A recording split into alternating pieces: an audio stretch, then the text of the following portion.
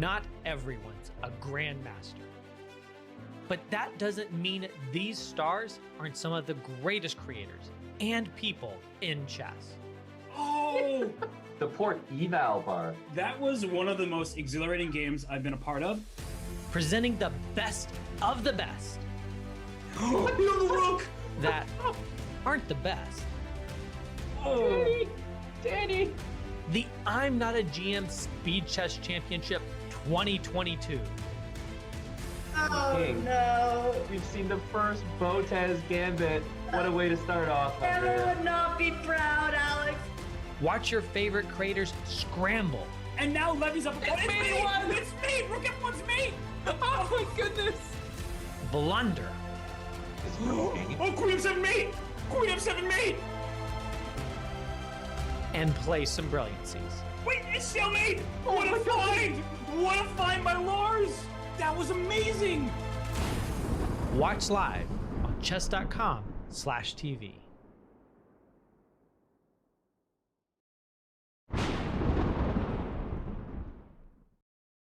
Welcome back to the I'm Not a GM Speed Chess Championship. I'm your host. I am a Grandmaster, Robert Hess. It is going to be another excellent battle today. We have the number 1 seed, Polina Shuvalova, taking on the 16th seed, but the very strong and well-known content creator, David Pruess. David's been commentating all sorts of events here at chess.com. He, of course, has the Chess Dojo live channel, so it will be a very fun matchup to watch. He is full of exciting opening weapons. But let's remind everybody about the tournament, about what we just saw yesterday. It was Eric Rosen taking down Tanya Sachdev in a pretty one-sided matchup, at least by the final score. Some of those games were tighter than the score would indicate, but that is in the bottom right-hand side of your screen. As you see here, Eric moves on to face Levy Rosman in tomorrow's matchup. But tomorrow is not today. Here we have Polina Shuvalova taking on David Pruess. It is the number 1 ranked player in the entire field. She is very, very strong. Her username is Flawless Fighter, and this is a Mortal Kombat, but she would like to score some flawless victories against David. And David, he has a friendly face. You see that mug there on screen in front of you. He's a good guy. He does a lot of commentary, but don't take him lightly, because when he finds his groove, he is a very streaky player. He can score a string of victories and make this match a good one. But if we look at their insights overall throughout their chess.com careers over the last year, we see that many, many Blitz games have been played. Paulina has an extra grand in terms of Blitz games played compared to David, 3,600 to almost 2,700. And look at the accuracy. So Paulina, she's the higher rated player, but David is the more accurate player. But accuracy in Blitz chess often comes at a price. And that price might be, as you look down the bottom right of the graphic, losses on time. David Pruess, in games that he loses, it's by flag 46% of the time. You heard that correctly. A whopping 46% of his losses come on the clock. So he is going to need to maybe lose some of that accuracy, gain some of that speed if he's going to have a chance in today's matchup. And what is the time control, you may ask? Well, I'll ask you, where have you been? So many of these matches have already taken place, but we get 75 minutes of 5+1, followed by 45 minutes of the good old 3+1 time format the players are accustomed to in events like Title Tuesday. And then finally, last but certainly not least, we get 25 minutes of bullet chess in 1+1. So let's look up the stats, the predictions brought to us by Smarter Chess and chessgoals.com. We see that by rating, Paulina is the heavy favorite. 2741 Blitz rating. David, 2333. So that is a huge gap. Some may call it an insurmountable rating gap for him to have a chance. And as we see across the predictions, 6-2 in the longest time control, 5-2 in the middle one, and then 5-2 again, the bullet. I think the bullet will be David's biggest problem, but we shouldn't forget that there is increments. So players who may not be as speedy, who may not play so much bullet, they have a bit of a better chance because of that increment. Win probability 84% for Paulina. I think some might say it's a foregone conclusion. The 1 seed never loses the 16th seed. And then remember that good old chess school, UMBC, taking down the University of Virginia in the NCAA tournament, March Madness. We're into May right now, so we'll see if May Madness can start today. So David, Paulina, they look ready to play. The games will start relatively shortly, a minute away from right now. I will have the call for this one. I will cover every single move for you all, and there is going to be great chess. So Paulina, she first takes part in this event. She'll also be playing in the Women's Speed Chess Championship. She was one of the invited players. If you've been watching chess all day, first of all, what are you doing with your life? Good work. Second of all, you would have seen Vantika Agrawal win the Women's Speed Chess Championship qualifier, and Polina Shuvalova is already in the field. But that's neither here nor there, because we have the first moves. We have a Sicilian, and we have a closed Sicilian from Paulina. So she plays knight c3 and knight to e2. So this is not a very common variation. It is one that keeps the position closed, but we'll see if she strikes with pawn to d4 at some point.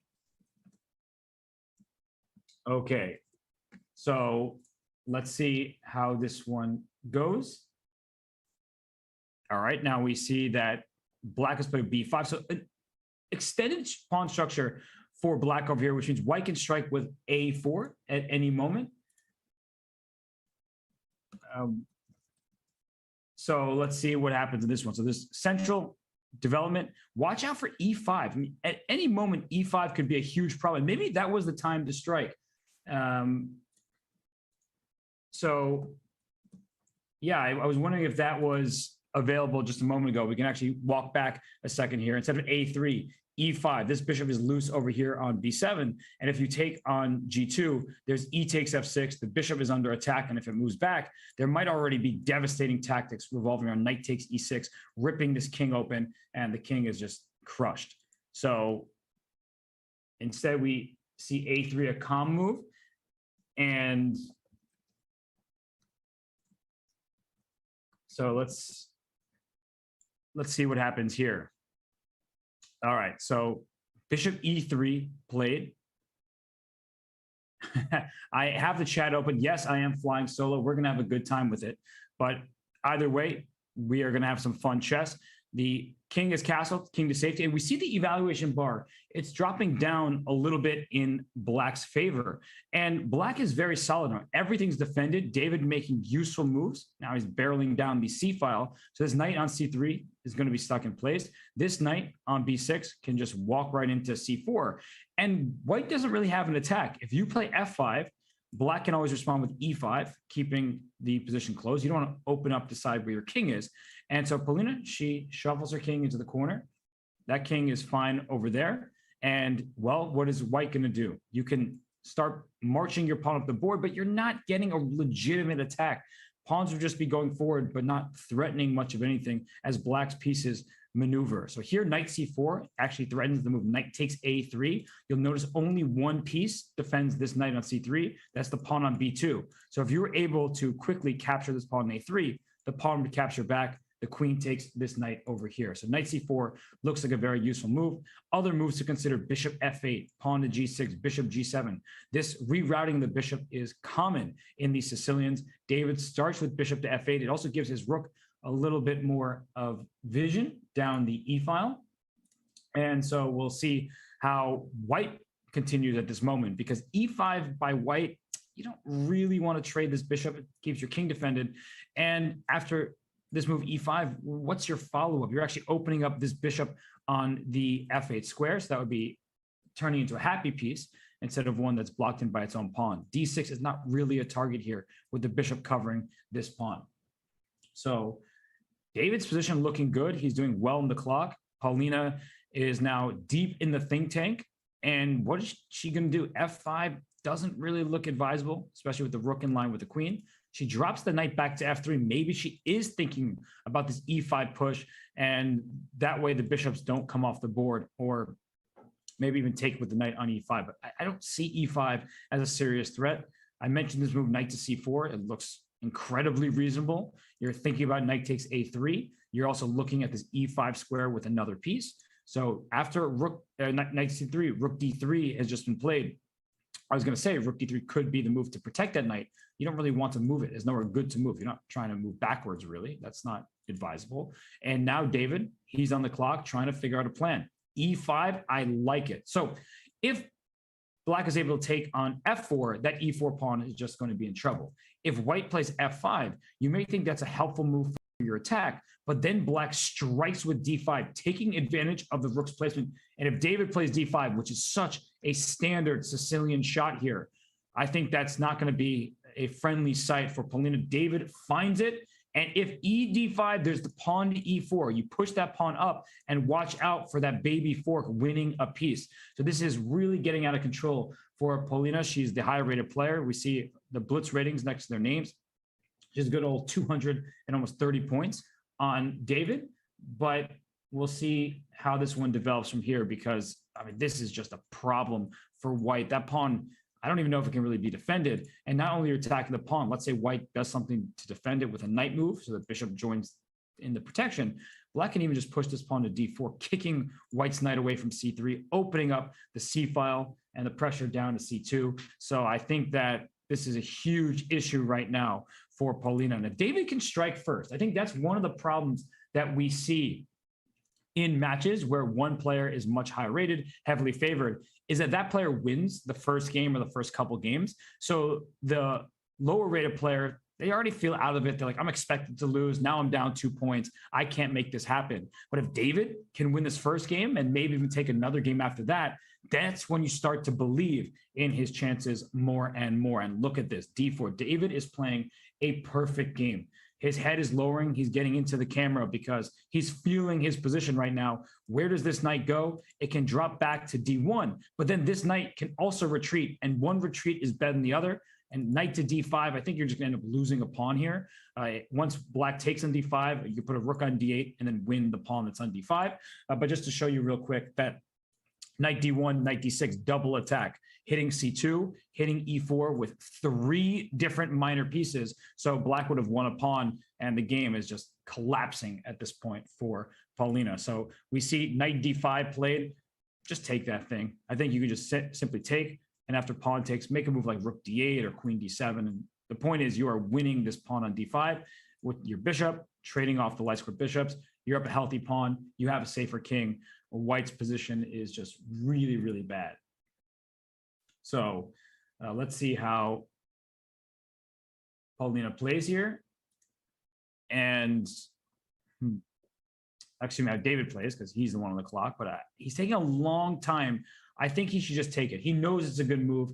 And if he takes this knight on d5, he will get that pawn. But I'm just worried. Maybe in advance, maybe I shouldn't be, but anytime I see David's clock start ticking, I know he's not the biggest bullet player on the planet. He's not the biggest fan of that time control. So we'll see if he's able to handle himself in a time scramble. So he's got to find his way here. He's still thinking. He does, in fact, take on d5, and then he puts his knight in front of the pawn, hitting c2. So that's why Paulina brought her pawn to c3. And look at David go. Queen c4. He found another way to win this pawn while protecting the d4 pawn. If white took, that is a huge mistake. So David is just doing everything you could ask for in this position. cd4, ed4. This rook hits the queen, and behind it the rook.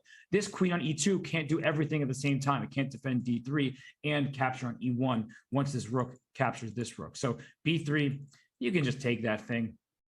I don't think you're really worried about the move c takes d4, but David backs his queen up. He just wants this pawn on d5. How can you blame him? There's no c4 to connect the pawns. You're not getting a pawn chain here for white because this pawn on b5 covers the c4 square. cd4, still ed4, the knight covers the rook. Then there's pressure down the e file. Here, simple moves. Bishop takes d5, good enough.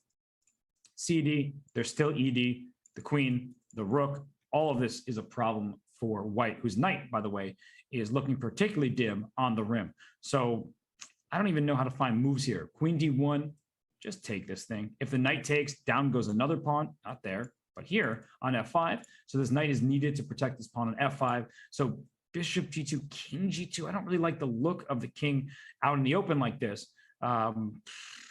yeah, this is not what you want. You can't even really open the C file as white with the king on G2. There'll be queen C2 ideas trying to take advantage of a loose bishop on B2. And David checked. The king went back to G1. And the good news is, wow, what a move. Bishop E7. Just let's go for that piece. I was going to say, even after C takes D4, black can push that pawn to E4. That bishop is not a very good one. White would temporarily restore material equality, but that doesn't mean the position is the least bit equal. So this is a very one-sided game. David showing his experience, showing his knowledge of the Sicilian, and it's because, in part, Paulina missed a shot with E5 early in this game, and now everything's collapsing for her. The knight goes back, give me that pawn. That's second pawn for David. He can just take this thing on D4. He is up 2 full pawns in this position, and he has the better pieces. I guess ED4, he's probably looking at knight F4. Do I really want to allow that? So he pushes forward with E4. The knight attacks the queen dropped back to B7, and now he can bring his bishop out to G5. Let's get a pin going. You attack the knight on H4. Let's attack it on F4. This pawn can go up to E3 at any moment. David, I mean, seriously, what a game by David Pruess. Take this knight on F4. The queen takes, and I think David is going to bring his queen right back to D5. You're able... Oh my gosh. I mean, everything that he's doing, the engine is agreeing with. The guy is a machine right now. She may be the flawless fighter by username, but he's the flawless player at the moment. She brings a rook to E2, attacking this pawn. Don't mind if I do. Let's push that pawn to a square protected by a knight.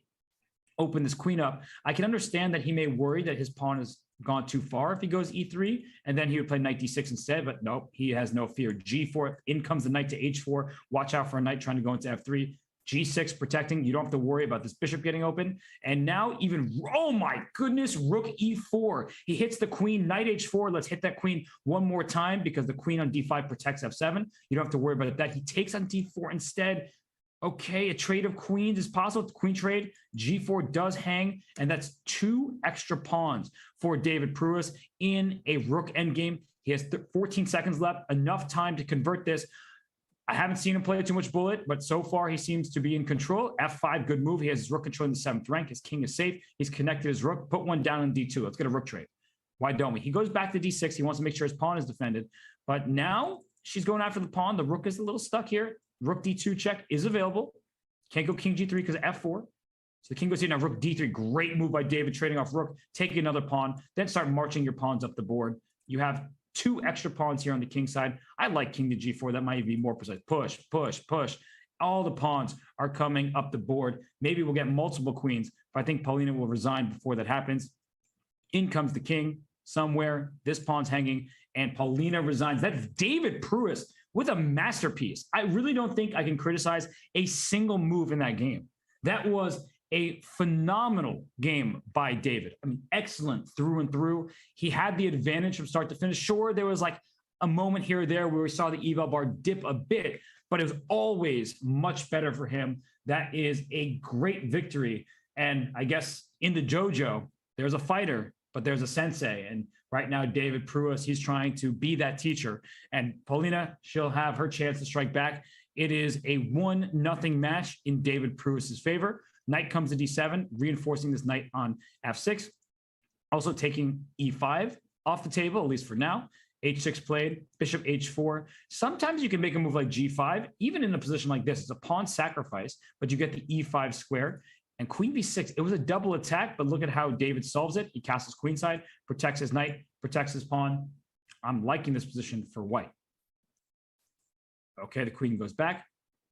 B5 is what black will aim for. You need to be very careful when you make the move B5 because white will push this pawn to E5, but bishop B7 will attack this queen. So you attack my rook, I attack your queen. I think we know which piece is more valuable here, and the knight can't be captured because the queen is under attack. So that would work better if black is castled. So now is the time to play B5, and there's a reason for this. So I'm just going to show a quick variation. I mean, the players are moving really quickly, but just to show you what I'm talking about. So let's say you castle and play rook G1 or something, B5, E5, bishop B7. At the end of this sequence here, there's a rook and a bishop under attack. So I will either get 3 pieces for the queen or some kind of combination where I get too much material, but it's because the rook is under attack, whereas before your castle, that rook is not there. So we see g4, h4, pawns are storming, David not having any fear, but Paulina is saying, hey, my king's in the center of the board. g5, yeah, attacks my knight, but it doesn't attack my king. And after bishop to d3, there already are ideas of knight takes g4, queen takes g4, knight takes d3, because the c-pawn is pinned. There's a king in line with the queen. The queen is very happy about that, especially here. And so this is a distraction tactic. You could take on d3 first and then take on g4. I'm not sure how important it is to take this bishop on d3, but if you just don't want to really overthink things, take, queen has to take, down goes g4. And because the king is not on g1, there's no fear for this black monarch, right? The king is not worried about getting checkmated, especially with a bishop on g1. That needs to be a rook, but the bishop had to go here to stop any kind of hanging piece. h5, defending, cementing the pawn on h4 in place. That's going to be a long-term target. And white just feels very stuck, restricted. Black has the bishop pair. Black has an extra pawn. This is all good news for Paulina. So at the start of this match, it looks like they're about to trade off victories with the black pieces. And knight g5, I think we can see what's up, but it doesn't even work, right? You're trying to play e5, checkmate on h7, but this knight can be captured. And as soon as you play e5, it's the rook on h1 that's hanging. So there's got to be tactical awareness. You have to be alert. And I think that David will probably lift his rook up to h3 and at some point threaten e5, but I don't really see that working anytime soon. And for black, you're up one pawn, but that's not the end of the game. Where's that extra pawn? Now it's on g6. So watch out for still sorts of sacrifices going for the king side, and f5 played another way to go for the king side. But after e takes f5, can you really take back with the pawn? Because your rook is hanging down here. It's a good try. Black's position obviously was better. Extra pawn, great piece placement. So this is probably worth a try. But after ef, even knight can slide back to e5, hitting the queen, protecting g6, and this rook on h1. It's not long for this board, but I like the attempt by David here, at least causing some confusion. If this were a shorter time control, maybe this would turn the balance in his favor. But right now, it's too much time left, right? Still, well, what I was saying was David is doing the right thing and it's going to work out no matter the time control. So e5 was played to keep the position closed, but I think David is just going to take on g6, because if you take back, then the knight goes into e6. And if you take this knight on d4, I imagine that you can just keep taking pawns, then take this pawn that stole your knight, and this king is going to be in trouble. So, okay, f takes g6, played by David. He didn't really have too much of a choice, but he thinks he settled on it. And it's not just settling. It's a very happy move to play. Taking here just looks terrible with the knight coming to e6. That's a fork. Your king still isn't very happy anyway. So maybe make the best of a bad situation and take. Yes, she does that. And I think, okay, she takes here. So what does David take now? Because he could take on f7, but that brings the queen over. And that's not good news. You see the evaluation. Let's bring up the analysis board real quick, just for a second here, because this is how important it is to be accurate when attacking. Instead of g takes f7, which brings the queen defense, rook takes h5. I can understand why you might not like the look of that. Pawn takes g6, hits this rook. But then the rook attacks the knight. This queen is sliding over to h3 after knight to e5. So there's an attack this way. The bishop will go take this pawn. There's problems over here. If you go queen to g7, then after bishop takes d4, there's all sorts of threats with queen to e6 check. Bishop can take this knight at some moment. This rook is trying to slide over to h1 and just deliver a checkmate. So you need to bring your full firepower to the attack. Instead, we saw black bringing resources over towards her king. And as we're in the game situation here, the h5 pawn is defended. e4 is a target. Queen f4 check can be played right now just to win this pawn on e4. You can also just bring your queen to g6. That actually looks even safer, keeping everything defended while putting the maximum amount of pressure on this pawn on e4. 3 pieces all staring at the square. So yeah, this is just good for Paulina. So there was a moment there where it looked shaky, and she has this under control now. So, okay, let's see where this goes to from here. Will David be able to turn this around once again? And the answer, based on his time consumption right now, doesn't seem to be yes.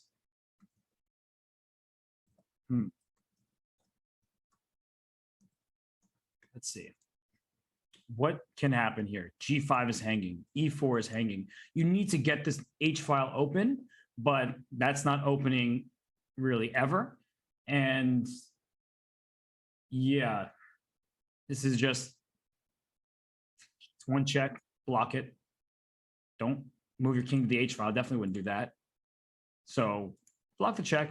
You typically don't want to walk into pins because you see that this can be a problem, but this queen can go back to E6. So rook F1, not particularly scary. Queen takes B4. Yeah, you can have that pawn. I don't really care about it. I'll take your central pawn and start gathering pieces. So I like to look at queen E6 here, offering a queen trade, offering a rook trade. If the queen moves away, you can even play queen takes A2 and start counterattacking. And this rook left its attack of the H5 pawn. So you drag the rook away from one of the critical squares. So queen E6 offering a trade of pieces looks really, really good. Okay, so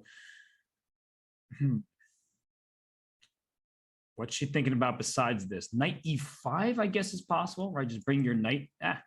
My arrow is off. You bring your knight to E5, hitting the queen, protecting the rook. You don't mind trades. You're up a piece. So trades will be good for Paulina. And down to 55 seconds. So David well ahead in the clock. This is one of those positions where you make one inaccuracy, your king could be in big trouble. Rook to F8. Okay, reinforcing this rook. It's very good that there's no rook F6 move. There's a knight here. Let's not forget about that piece. But if you don't have that knight here, and look at this, if knight takes F6, there already could be ideas of G takes and rook to G1. So it's just starting to feel annoying for this king. And she takes it. And I guess she'll then put her king on H7. I just don't like the look of opening up lines in front of your own king. And Paulina shows no fear. Her king on H7 is tucked away. There aren't too many pieces remaining for white's attack. 3 pieces. Okay, taking a pawn, maybe trying to get the next one. Don't take F6. You lose B7 with chip. Oh my gosh. Oh my gosh. Look at Paulina. She can't believe it. She was in disbelief there. She was just like, what did I do? Because there's no rook on E8.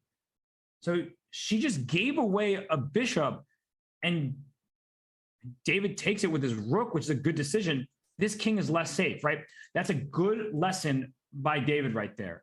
When you have the safer king, you typically want to keep the queens on the board. If you're up material, sure, trade the queens, win after that. But with the safer king, keep the queens on the board, keep the rook on the board, everything. Look at this. All the pieces are protecting one another here for David. Rook E7 at some point, queen B7. You can even just pick up this pawn on A6. You're in check. You want to move your king, move it to B1. Do not move it to D1. Why would you move it to the center? Now you can push your pawn, get some space, some luft for your king over here. I would be playing A4 right here, right now. A3, similar idea. I liked A4 just because I figured I might win this pawn later, but A3, A5, no big deal. Centralization, every piece for David is protected. So great news for him. Horrible news for Paulina. I cannot believe she made that bishop takes E4 move. She's way too strong to make those blunders. And now look at black. All these pieces in a row, but look at these pawns. Bad, bad, bad. Yikes. Those pawns are just waiting to be attacked. And maybe, speaking of waiting to be attacked, what if I just get my rooks to the last rank and try to mate you on H8? I guess black will have queen G1, but there's a funny sequence that I don't have time to show, but maybe after the game I'll pull it up and show you that with the rooks here, even if you attack this queen, you won't be able to take it if I'm able to try to deliver rook H8, check, and mate. So queen F5 played. I like that move from Paulina. She's covering the diagonal. That's where her king is. This rook can go down to G2 to go for a counterattack. And at least that makes white defend square. So rook E7 by David, trying to take away one of the defenders in front of the king. Rook takes G7, rook takes G7, queen takes D6. That will win a pawn. So how does Paulina defend it? Is she going to make a move like queen to C5? Doesn't look that appealing, honestly. You can trade queens and then probably put a rook on E5 at some point. D5, oh my goodness. Rook E5 is just screaming to be played. David plays A4. Paulina has 2.7 seconds left. Rook E5 is just a lights out move, winning all the pawns. And that was a mistake, apparently. Rook G7. And now Paulina has a chance. If you trade rooks, it's not about pawn quantity. It's about pawn quality. And watch out for this H pawn. So I don't think that David really is any better anymore. We see the EVA bar at zeros, saying it's a draw. Now it's back up in David's favor. She's pre-moving. She does not have time. That's bad news for her. But notice how queen D3 check. You're up 2 pawns, straight queens. No, you don't. I would have taken, pushed my pawn to the other side and promoted. So here we go. David's pawn also going up the board. Queen G2. It probably could have been captured because white would have been able to get a queen after black did. So the queen is going to go around. The queen needs to protect C2. You cannot afford to give away this pawn. Queen C7, then play A7. Oh, but after A7, H2 was available. So David doing the right thing, just trying to find the right squares. Queen B7, great move. Take it. Take the queen and then push your pawn. There it is. Now you have no concerns. You're up 2 pawns in a queen ending. Still chances for black to draw. There are so many drawing mechanisms where you get an endless series of checks. You cannot allow white to check your king. For example, if that pawn were on B3, queen C4 check would have done the deal to end the game. And wow, Paulina resigned. She doesn't want to look at this position anymore. She just straight up blundered a piece. So that was a game that she had seemingly in the bag, and then she went bishop takes E4. So David Pruess, against all odds, is up 2-0. So he has it going on. He is starting off with an absolute bang, and maybe he's just proving the smarter chess. And everybody who saw a 16-1 matchup and said, the guy, he's in over his head, maybe he's just here to play and not just to have a good time, but to have a winning time. So not to get HBO involved. I don't want them to sue his broadcast for talking about their show. Sorry, Jerry West. I know you're a little upset. But anyway, here we see that G6. That looks like it. Does it just win a piece? I guess there doesn't win a piece because the queen slides back to G3, hitting E5 with check, and then that rook would be under attack in the corner. But at first I thought that G6 would just win the game, but I see the eval bar still at 0.5, so it can't be winning. It's not just a full piece. It's important that after bishop takes F5, the queen can take back, because if you took with the pawn, this D5 knight is hanging. So this is, wow, what an interesting position here. What should black do? I'm G6, queen G3. You can protect this pawn, then this knight will have to go probably back to H4. So maybe you do play G6, even though it doesn't win a piece. Queen G3, knight D7 to defend this pawn. And then the knight has to go back to H4, which isn't the end of the world, but just kind of awkward. And black has the bishop pair. The C2 pawn is hanging in many positions. Weird game. It's really hard to assess these positions because black has no development. All the pieces here on the back rank. White has menacing looking knights, or I should just say knight singular, because this knight's about to be kicked back to H4. An F6 play to reinforce this pawn. Now knight H4. Wait a second. Wait. Can you take that because of knight C7? And was that available no matter what? I guess with the knight on D7, you had pieces to clog the lane and the knight wouldn't get out of the corner. But knight D4, pawn takes, knight C7 check, and then knight takes A8. I'm not sure the knight will get out of there because there's bishop D6 to attack the queen.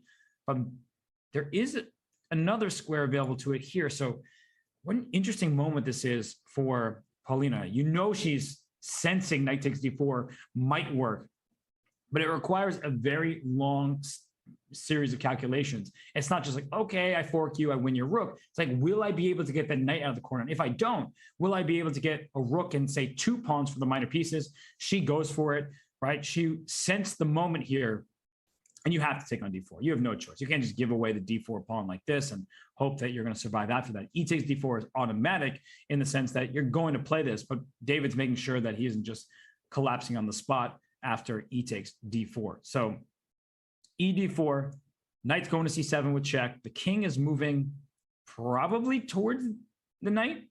The knight will take the rook in the corner, and then once that happens, the bishop will come out to D6, and who knows whose game it is. It's anybody's chance at that point. But Paulina is now up a minute on the clock. She's the one who's on the attack here, and she's hungry for a victory because starting with 2 straight losses, she cannot afford a third for the tilt factor, for just the match score.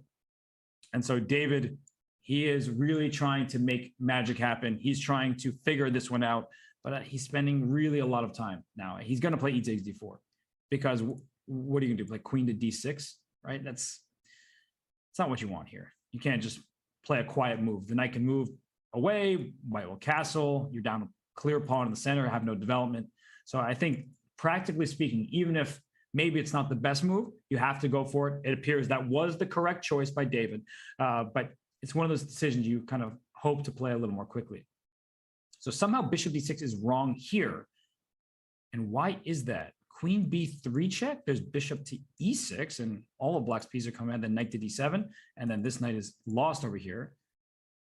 Oh my goodness. So there's bishop c4 check now, because if queen takes, this bishop is hanging. So it's an overloaded queen. And the reason bishop c4 is so good is that when you eventually play b5, the bishop can go to d5 and that knight is saved. So this bishop from f1 can be the hero that the knight doesn't deserve, but it's the hero that it needs. So this bishop needs to get to d5 to save that knight in the corner. And if that knight gets to live to tell the tale, well, that's bad news for black, because you stole a rook. You only lost one knight for that rook, and that means white will be ahead material. So bishop c4 check is a critical move right now for Polina.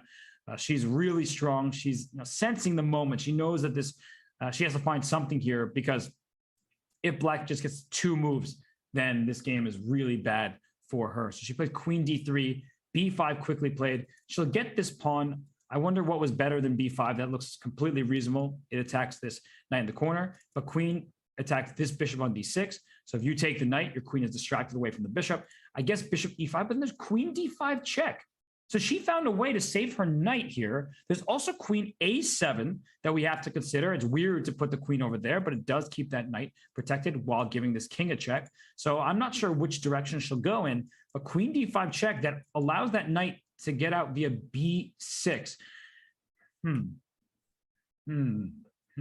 So are you actually stopping this knight from getting... I guess you could play bishop e6, and then if the knight goes to b6, you bishop c5 hitting there. So knight b6, bishop c5, there's queen d5 check. And the knight will live. The knight lives on here, because you check, the knight will then escape via d5, and then white is ahead material. So Paulina has the opportunity to bring the knight to b6, and she does just that. This queen, unfortunately, is a bit overworked, because it would like to take on c2, would like to go elsewhere, but needs to protect this bishop. Rook e8, great move by Paulina, castling queenside, just like David did in the game prior. Now Paulina castles, she saves herself from the immediate rook takes e4, which would have won the queen. The bishop on d6 is under attack, and now queen d5 check is going to happen, right? You play bishop c5, you're hoping to win a piece. The queen slides up the board. Okay, bishop f4 is check, so the king goes over. Now there still is queen d5 check. The rook does defend the d5 square, so queen d5 takes. And after the trade, the knight gets out of there. The bishop can take, the rook can take. There is a rook e1 check that looks a little annoying, but it's not going anywhere, because white at the end of that, let's imagine there's a rook on e1, and we might just see the sequence. The rook gets to e1, the king slides to a2. White will have g3, bishop g2 to save the piece, to protect the rook, and then get out of this and exchange ahead. So this is looking excellent for Paulina. I've said that before, though, and she blundered a piece in the previous game. Here, it feels like she's fully in control. So this was a very complex game. I can't really fault David for going wrong. I mean, once knight takes d4 happened, things started to feel like they were going awry and in white's favor. And so from there, it seems like Paulina has found her footing and is playing a really nice game. So queen d5 check. If the king moves somewhere, well, then you can just trade queens. The knight wouldn't even be under attack. David brings his bishop back to e5. And now, I thought this rook was trapped, but I'm realizing it has a place to go. Knight goes back to e3. You can develop, connect your rooks. You're up in exchange, and the pawn. How could I forget about the pawn? So this bishop gets out of here. There's nothing that black can attack, right? There's no weaknesses in white's position. So rook e1 now, pinning this bishop. Everything is safe and sound. And David understands he doesn't really have a chance at this point in the game. Bishop c4 trades rooks. Great decision by Paulina. And where does this king even go? Rook takes, bishop takes, rook d1. Don't you win a piece here? Because, okay, she just takes a pawn. What's hanging? But rook d1 was a problem as well. And now she's up 2 pawns and a rook for just 1 bishop. Not enough material for David. And so Paulina, yeah, she also is well ahead in the clock, not too concerned about her ability to win this game. She's trading more pieces. And once the pieces come off, there's nothing left. Rook h1 at the end. And after rook h1, rook takes h7. There's a pin here. So even bishop f4, you can still play rook takes h7, just because the knight is under attack. So that pawn's going down. And David made a move and immediately resigned. He said, this isn't fun for me. Those first two games, those were fun. That game, I've had better times over the chessboard. So we're at 2-1. The deficit cut in half. Finally, Polina gets on the scoreboard, and the 1 seed has 1 point. The 16 seed giving her everything that she can handle early in this match. And David going for an odd opening. Not one you see every day. Knight c3, these kind of Richter attack variations. The bishop came out to g5 looking like a Trompovsky, and the bishop came back to f4. So be very, very careful, right? You know, we're not hunting rabbits. Elmer Fudd, go away. But this knight b5 idea, you had to stop that because the c7 pawn was a very quick target. So David plays f3. He wants e4, not to e5 necessarily, but he wants to push that pawn. And for black, this could become like a Jabawa London, and c5 is a good way to strike. Bishop b4, stopping e4, at least making it more difficult because your knight is no longer protecting the square. So a3, if the bishop goes back to a5, is white going to play b4? I don't know. That seems a little bit too much, overextending on the queen side just to get the bishop back so you could play e4. E4 play. Oh, wow. This is the better move order. Really nicely done here by David. After pawn takes e4, he will then play b4. The bishop drops back to b6. F takes e4. And white is okay pushing pawns in front of his king because black doesn't have attackers there. In fact, white is just taking control of the center. So really nice move, e4 here. I don't know if I would take this. And if I do take it, if I'm thinking of from Paulina's perspective, b4 is played, I would then throw the pawn to e3. This is a good lesson for everybody. The bishop is under attack. It can safely go back to b6. That looks okay. But you can also throw in this move e3 because it attacks the queen. She does that. She's a very strong player, everybody. If you don't know Polina Shuvalova, she's nearly 2,500 FIDE. She's been over 2,500. I'm not sure what her current classical rating is. And, you know, she has at least one norm, if I'm not mistaken, and she'll be a grandmaster in the next couple of years. So she's very, very strong. She senses that she can push this pawn because look at this pawn on f3. I think we can see we'd rather this pawn being on e4 so the knight could then jump out to f3. But now that the pawn is gone from the square, you don't have that option. a5, she strikes over there on the queen side. b5, let's keep that thing close, says David. Speaking of someone with GM norms, David has made all 3 grandmaster norms back in the mid-2000s. So David knows what it's like to beat grandmasters and strong players in tournament play. Right now, he has the lead in the match. And in this game, I'm not sure who's better. I could see the eval bar off the side saying 0.4 better for white. But are we believing that? I think most people in chat would say, oh, that king looks wide open. Watch out, queen e7. Let's hit that pawn. Yeah, the king can go up to b2, but is our king really any safer on b2 than it is on c1?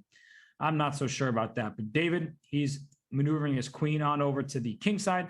Queen g3 attacks g7. Black cannot really afford to castle. Bishop takes h6 to be walking into a pin, so you'd lose the pawn.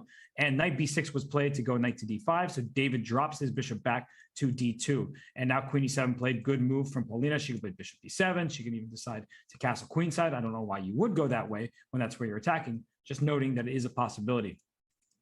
At some point, c6 will likely be played, hoping for BC. Let's open up that B file for a rook. We don't like kings out in the open. If the pawn is gone from b5, then that king is exposed. But after c6, white has no business taking the pawn. Why would you? Is c takes b5 really a threat? No, not especially. You have 2 pieces covering the square, and you keep the file where your king is closed.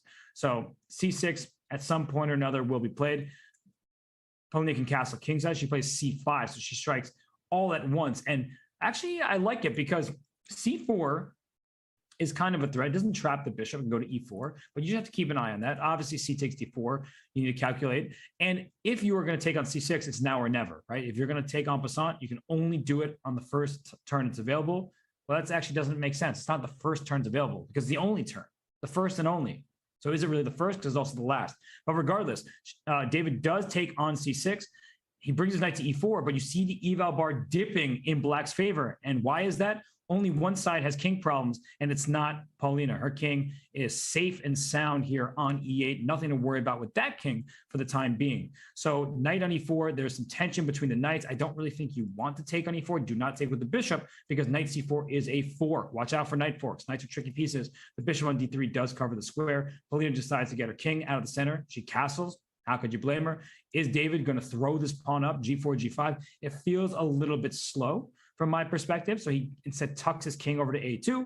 Paulina goes bishop to a6. Give me control of that c4 square, please. And thank you. I would like to get a piece there like right now, maybe?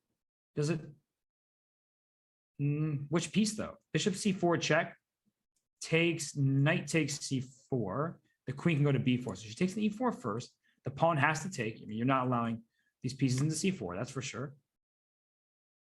So pawn takes e4. And now Paulina has apparently a really good move here. And what is it? So bishop c4. Oh my goodness. If bishop takes c4, is a queen takes a3 check? Oh my gosh. Queen takes a3. You win the house. Woo! Oh, she plays it. And after king a3, there's knight takes c4 check. Knight takes d2, and you win another pawn. So you win 2 pawns, and that is a beautiful queen sacrifice, winning a bunch of material. And okay, well, there's a king on b4 now. That king is maybe just gonna be a checkmated, but that was really sweet stuff by Paulina. Queen takes a3 check, followed by knight takes c4, knight takes d2, and everything is under attack. So this one is going Paulina's way. That was awesome. And David, he's trying to corral this pawn, but this checks the king away. Now e4, your king d3, knight f2. This knight is going everywhere. How many forks do we have to see in one game before it's enough? If you go king up to c4, I'm trying to figure out how to checkmate this king. I don't see it. I would just push this pawn to a3, then try to get my rook down to a4. Instead, Paulina goes to b2 with the rook. Just push that pawn. That's a passer. Let's go with it. It clears some squares for this rook going to a4. This king is in big trouble. It does have the d3 square to go back to. There's no longer a rook on h1, so knight f2 wouldn't be a winning fork. Knight c3. You can trade knights. You are up 2 pawns. So if Paulina just wants to simplify her task, liquidate into a 2-rook endgame, why not? That's how David won an earlier game, right? He had an extra 2 pawns in a 2-rook endgame. So Paulina's thinking, sign of a strong player. Instead of just saying, I'll just trade pieces, win, let me find a quicker knockout. Is there one? She decides there's not. She brings her rook back to b5. The reason why she brought her rook back, even though the rook looked good, is rook takes a3 was kind of a threat. Because if you take back, then you lose this rook on b2. So trying to remove the guard, the rook removes itself from the problem. And now it goes to the other side of the board. Because look at white. White is tied down with this pawn a3. So Paulina's going for the king side of h4. She'll play g5. And she's just trying to create a passed pawn, attack white's pawns over here. And if you're playing a move like rook h1 just to defend your pawn, you know you're not happy about your position. And where's this king going? You can try to get this pawn. The rook goes right back to b5. So there's no way to even approach this pawn if you are David. He's approaching it with his rooks. She's protecting it with her rook. And one of the things that you may think about is if king b4, just trying to get this pawn up with all your forces, well, now you're not getting the pawn. Your king has to go up. Rook c3 check. d4 is going to drop. And that finally should end David's hopes, because you lose this pawn, you're going to lose this pawn. This rook is going to come down to d2, and kind of enough is enough.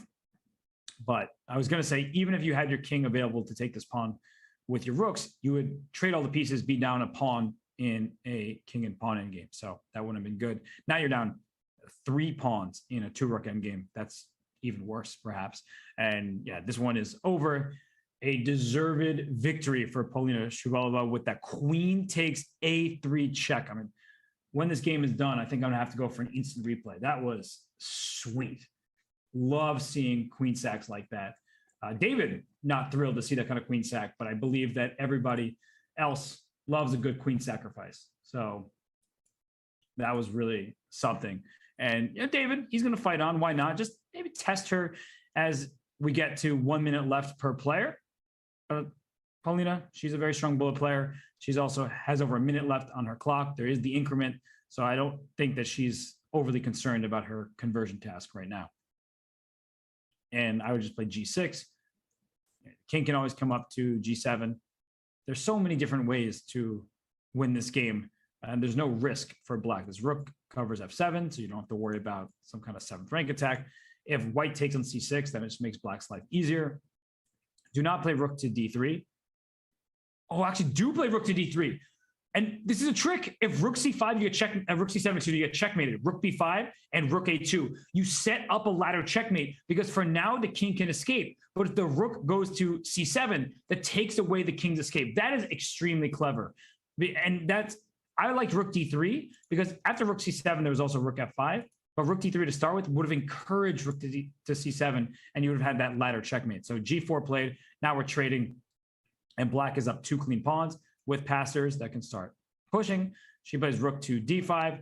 You can play rook F5. You can't trade rooks. You're down pawns. This king can walk up the board. You can go after this pawn on H4. So this is clinical. The white king also is far away, so it can't help to stop the pawns. So you can just bring your king up. Okay, she allowed the king back, but she's going to play rook F4. Yeah, this is good. If king E4, I think there still might even be rook F4 check. You have to be careful because that could be accidentally walking into a drawn endgame. You're up a pawn, king A2 versus king A1. That sounds winning, but sometimes it's not as winning as it might initially appear. It does look like that position should be a win, though. So the rook came to E4. Rook, okay, no progress has been made. Rook F4 now. King back, giving up E5 to take H4. So it'll be 2 unopposed pawns with the rooks. All righty. So that's a good decision by David, trying to split Paulina's pawns, because rook F and H pawn versus rook, there are plenty of positions where it's a theoretical draw, but I love the move F6 because you protect your pawn E5. You make sure that you will have connected pawns. You also keep this king out of the game. The king can't approach. You can throw in rook D4 check at some point to force the king away. King F5 to start with. And then rook D4 check, that king is going away from the action. And then you will be able to just push these pawns. So check for sure. See, David is a fascinating resigner. That sounds weird, but he has resigned twice after making his move. So it seems like, he wants to resign on his opponent's clock. He doesn't believe in resigning on his own. So the match is now 2-2. Polina, she caught up after an initial deficit. We see that it's her turn to play a Jabal London. The last time David played a Richter, this is a Jabal London. And bishop F5 by David here. Likely E6, C5 type of ideas. For Paulina, you can play queen D2 and castle queenside. You can also play it in a standard fashion with knight F3. And sometimes E3, F3, G4 type of ideas happen. I've seen Hans Niemann do this enough times to know, okay, F3 first, but you can start throwing pawns forward on the king side. So E6, calm approach by David. Will we see G4 and H4? Step 1, check. Step 2, here it is. If H5, G5, this is going to force this knight back around, and then white has gained a lot of space. But when you gain space, you're often at risk of being overexposed, or overextended, I should say. Overexposed is like a photography term or something. So E4, challenging the center. If D takes E4, F takes E4, that pawn could be a bit loose there with bishop B4 pinning the knight, but white will have the pieces necessary to defend that pawn.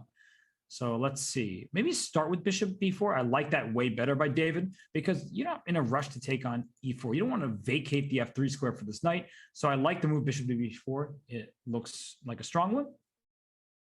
And yeah, queen to D2. So can you just take the pawn now? Knight E7. So David wants no part of this pawn sacrifice, but I don't see. I guess after D takes for A3, you then committed yourself to taking this knight on C3 in some of these positions. And that looks good here, though, especially with the knight coming to D5. So I'm all about taking this pawn, and David's considering it. So David on the clock, trying to figure out, can I just grab this pawn? Will he do it?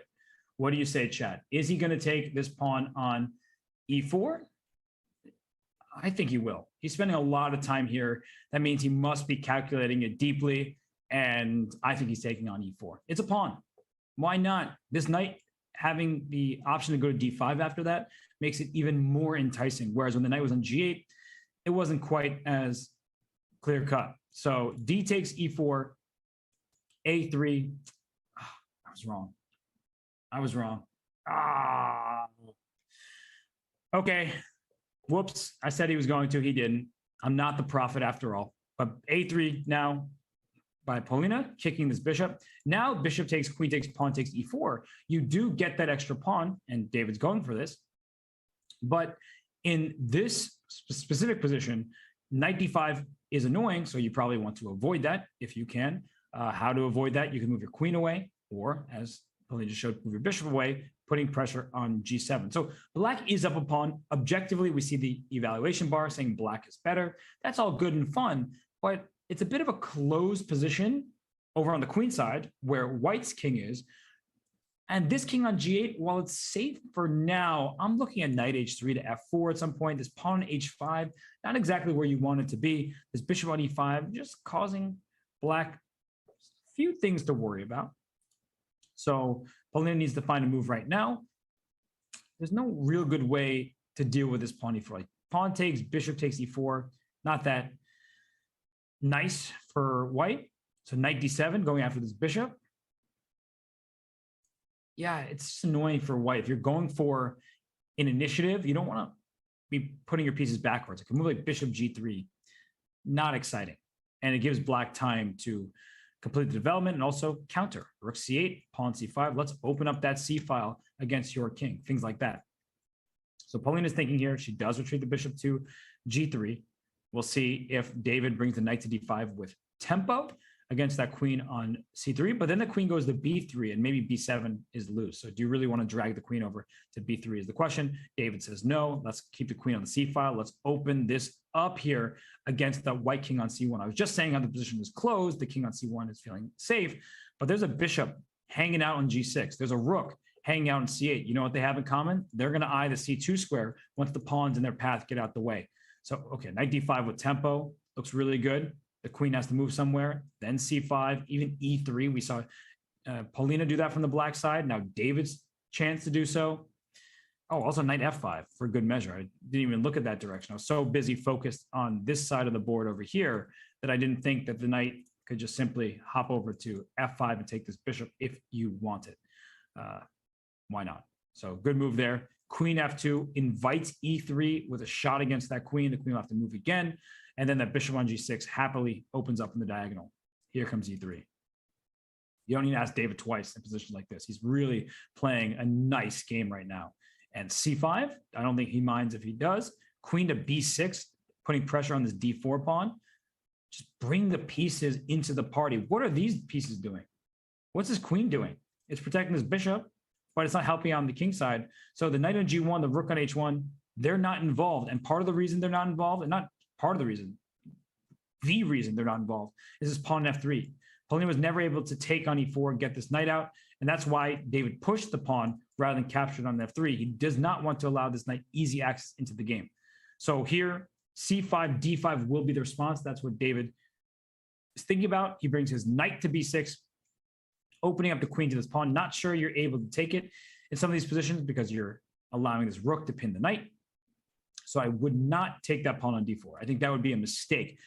1, 2 pieces there. Yeah, I can grab it, but knight takes d4. Don't play c3 thinking that you are pinning and winning the knight, because knight b3 is a little thing called check and mate. This bishop, this knight, they team up. Remember this configuration of pieces. All you need are these two when you have complete control over the board like this. So that's not happening. Obviously, c5 played instead by David.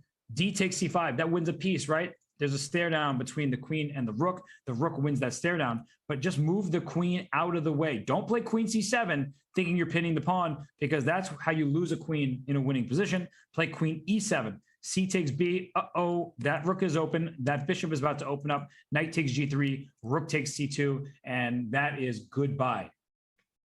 So queen e7 played by David. c5 now is threatened. Bishop to d6, you would like to be able to play, but after knight takes d6, you cannot take with the pawn because c2 hangs over here. Knight f4, good try, getting rid of this bishop. Queen takes c5, threatens checkmate at 1, so you're not getting that bishop in time. Now you need to make a move like bishop d3 probably. But does bishop d3 work? You can take on g3 over here. And after queen g3, there's bishop takes d3, followed by queen takes c2 checkmate. You're removing the guard. And after knight g3, knight takes g... Oh, wow. Oh, my goodness, what a move. David clearing the e3 square, cutting off the queen from c2, attacking the rook all at once. I love it. I love that move.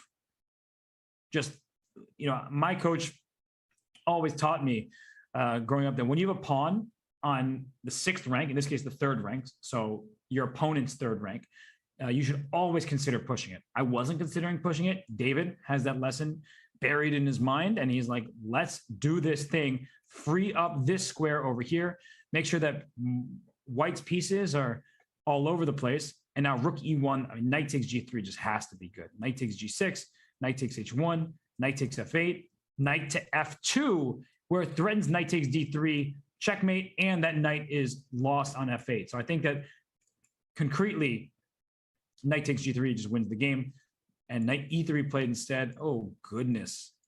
Yeah, that looks pretty good. Queen takes e2, bishop d3, queen d3, knight takes c2, then the king goes to b1. So this move order is better because king b1, now there's knight d4 ideas. Black is up a pawn. So if nothing else, black can exit this attack with extra material. We like the sound of that. So, oh, the rook's hanging. What am I talking about? I was saying knight d4, but there's a rook just under attack. I'm still thinking about checkmate instead of material. So now I'll think about material. I'll be materialistic. Knight takes e1 the threat. If you take bishop takes c2, queen takes, rook takes. You can't go king to b1, or can you? Because you're walking this bishop's line of sight. But now bishop d3. I guess the knight can take on d3. Then the queen goes to b5, threatening knight takes a3 check, and this rook hanging on e1. So David has this. He has only 19.9 seconds, though. So that's the one worry. Oh, wrong move order. Still good for black. But knight takes a3 check, queen takes a3. He's going for knight a4 to c3. He's going for a rook lift somewhere. But this knight on d3 is doing a good job defending. So rook c3 to b3 probably was what he was going to do. He plays rook c3, trying to go to b3. He could have brought his knight around, trying to get to either c3 or to b4. Great move by Paulina. She's come right back in this game. David just doesn't have the time to figure out what to do about this situation. gf7, don't take with the king. I don't think you could do that. Queen e6 is mate. So rook takes f7. You don't have time to take on e6. b2 is hanging with check and mate. So bishop e5, good multi-purpose move, defending that knight, also putting pressure on g7. Maybe you'll play rook g1, go after that pawn. But bishop to e5, knight d5. I'd bring that knight towards the center of the board. Maybe you'll have a knight c3 check. Also, knight b4 followed by queen a2. This is looking very dangerous here. And Polina, she's under 20 seconds herself. What's she going to do? Because that is a big threat. That's like a checkmating threat of knight b4, queen a2, followed by queen to a1. She's down to 11 seconds with rook d1. Oh, there goes knight b4. Rook d8 check, king goes h7. Oh, okay, takes bishop d6. Bishop d6, you get the knight. The good news for David is he has 3 pawns for the piece. Rook takes b2. The queen is overloaded. Oh my gosh, and missed. He does protect his pawn. There still is pressure, but the queen was overloaded defending the knight. So a5, he wants to push this pawn toward rook d7 check. Where's the king going? Don't go up. Do not go up. That can't be good. Go back somewhere. He goes king f8, and the knockout's queen e5. Queen d2 protects and threatens rook d8. She finds that. Rook queen d7 check. Oh, queen g5, even better. Rook d7, queen g7's mate. Wow.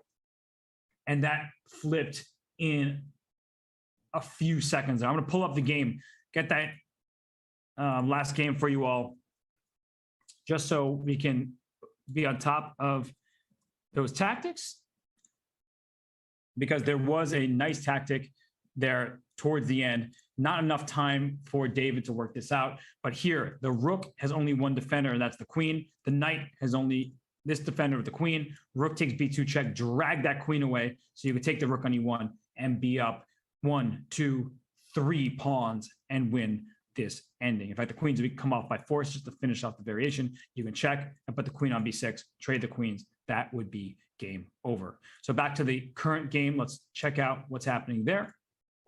We see that it's another one of these, well, it's a fantasy variation. Today is the day of pawns on f3. And it was started from the Caro Con. So all pawns, no hope, just to show the exact move sequence. We'll get right to the game. The pawn F3. It keeps the knight stuck on G1, but it does reinforce the center. And look at this bishop on C8, nowhere good to go just yet. You'll know that in a lot of Caro Con positions, that bishop gets out to F5 when white moves the E-pawn. That's not happening because that pawn on E4 is reinforced. So queen takes B2. Hey, come on, grab a pawn. It's free. But rook B1, queen A3. You're spending a lot of time moving that queen around, bishop to D3. If you know anything about David Pruess, you know that he loves a good gambit. He's played the King's Gambit so many times with great success. He is happy to give away a pawn if it means that he gets the initiative. Here comes queen B2, but rook to B1. And now this is even, I think, worse for black than before. The pawn on D5 was hanging, which is probably why Paulina took the pawn E4 first. But the reason this is no good is exactly what David is showing. Bishop C4, there's no pawn on D5 to stop that. You're looking at the F7 square. You can push E5 at some point soon. I guess it's a good move, but I'm already looking at sacrifices over there, but they're not my pieces, so easy for me to say, just retreat the bishop.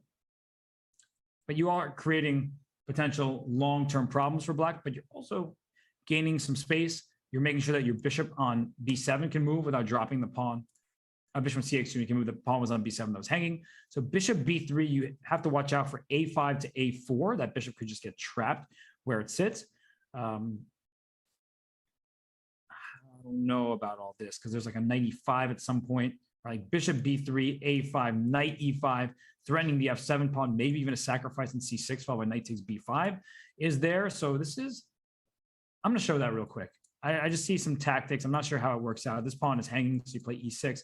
Like, can you? Oh, E6 clears the diagonal. Let's not play E6. That's too friendly. Go here. Is there knight C6 takes, knight takes B5? Because the queen is under attack, has nowhere to go as B4, but bishop takes F7. But here there's knight takes E4. That's a critical move, hitting this queen in return. Okay, doesn't work. I see. But I'm just looking for fun tactics. And speaking of fun tactics, David, he's a chess player of my own heart, apparently. He goes bishop takes B5. The engine says, that's not good. But from a practical value perspective, maybe it is good because after knight takes B5, the queen's under attack. There's knight C7 check to look out for, although A2 will be captured, right? CB, knight B, queen takes A2. This rook is loose. If white were already castled, then this would be a great decision for white because there would be knight C7 check with a fork at the end. And woo, Polina says, I don't want to deal with all these calculations. Let me take on E4. Knight takes E4, C takes B5, and there's no problem with a knight fork landing on C7. So I think you have to take on E4. You could take on C6 first and then take on E4, but I don't really like the look of that. Knight E4, pawn takes B5, just castle. Just get your king to safety, play bishop to H6. This is David's style. This is completely in his wheelhouse. Where he doesn't mind if he's down a pawn for the next few moves. If he can castle, bring a bishop to H6, just go after this king that currently is in the center. And if it goes to the king side, I think it's going to be safe over there. You're going to remove its best defender. When you fianchetto, you do not want to see the dark squares come under fire. So bishop H6 will try to remove that king side defender here. And David castles. So okay, here it comes. No, this is completely up his alley. Black is up a pawn. B5 is hanging. So is A2. But you can't just go and grab all the pawns in the world. At some point, you need to defend your king. And there's no immediate checkmate. It's not like there's a rook that's, oh, wait a second. Can I get a rook left? Nah, I can't all get all the way over there. My knight's in the way. And even if I want to get to H3, the bishop covers. This rook would like to go to H4. So you could take and play queen H6 check. You can see by my arrows, that's kind of ridiculous. So maybe you can take on A2. I'm not that brave. That's a pawn that seems completely irrelevant to me. And maybe white even just pushes this pawn to D5 and then to D6 to try to expose the dark squares, right? If I take on G7, king takes, and play D5, I'll have a queen D4 check. And I want to get control of a square like F6. So I might even push my pawn all the way to D6. So lots in the air here. A6 could protect this pawn. Instead, bishop to B7. And that move was not it. Apparently, white's advantage has grown over +4. And what's the reason why? Is the queen getting trapped? Rook B3, queen takes A2, bishop takes, king takes. Oh, and that rook maybe has a chance to get to H3. Now the bishop is off the diagonal. So that could be part of it. Knight C5 played first. apparently not the move. And bishop d5 stops rook to b3. I think having the rook on b3 first is really important just to go for a kingside attack. Not to mention this queen didn't really have too many good places to go. So bishop b5 played, still looking promising. I would take and put my knight to e5, just bring pieces forward. There's got to be something available for white over here. This knight can go to g4, trying to get queen h6 check in. So if I'm Paulina, I'm nervous on my king safety. If I'm David, I'm nervous. I'm down a pawn right now, and it might be 2 at some point. So if I don't get an attack crashing through, I'm the one who is going to be in trouble. So I like knight e5. Rook takes b5. I see bishop c4 with a fork of rooks, although there is rook a5 there. So I'm just now spotting that you can bring the rook to a5, but that feels like an odd square. I'm not sure you really want to do that. So takes, knight e5, or maybe starting with knight e5. But either way, getting your knight to e5, where to next? Queen f4 played, not loved by the engine, but I think David wants to do one of these things. Queen to h4, knight to g5, and go for checkmate. Oh, but that's why. You can't do it. This pawn is hanging, right? So bishop takes f3, and take on d4, or take on d4, because the knight on c5 is hanging. So already bishop takes d4, check, knight takes d4, queen takes c5 is kind of a threat because there will be a nasty pin on the diagonal. You have to watch out for this. And if that's the case, maybe you have to already take on g7 and the king will take, but clearly black has gained from developing the knight to c6 before this knight could get to e5. Maybe you take and play knight e5 though, because after bishop takes, king takes knight e5, you can't take because queen takes here is check and also check to this bishop. So you win a piece as white. So you can keep going forward with your attack if you're David here, but you're down to 40 seconds. No, that's not good. Paulina over 2 minutes, David down under 40 seconds. I will say that as far as the matches I've covered are concerned, this one has the closest time management. It feels like they're sort of relatively even for the most part, trading off time advantages, where in other matches like Justice Williams against Danny Wrench, it was an extra 3 minutes at points. Can I just take this pawn like I was mentioning? I wonder if you can just get away with that because the c5 knight is loose over here. Queen c3 played by Paulina. She's going for the pawn in another way. Knight g5 you would love to play, followed by bishop takes g7 and mate. But after knight g5, you've just lost the defensive d4. I'll take with the queen, forcing the queens off the board. Rook d1, it's time for bishop takes f3, followed by bishop takes d4 check, followed by queen takes c5. All of white's pieces are being removed from the board, so that should win some material here. Rook f3, you have no choice. Rook f3, bishop d4, king goes to h1, queen takes c5. Give me everything. And maybe Paulina will take this pawn first, but bishop takes d4 is what you're looking for. The knight on c5 loses its only defender. And once that happens, it means the best white can get is a rook for a couple pieces. So black's also up several pawns. There's no checkmating attack. So this is really good news for Paulina, who started down 2 games, now is looking to win her 4th game in a row. And it's unfortunate for David and his many fans here because he has been playing really well, but he's lost the thread in these last bunch of games. He's 4.4 seconds. So even if this were holdable somehow, which it's not, then he wouldn't be able to do so because he only has 4 seconds. And queen takes c5, rook h3, wishful thinking, trying to go for a checkmate on h7.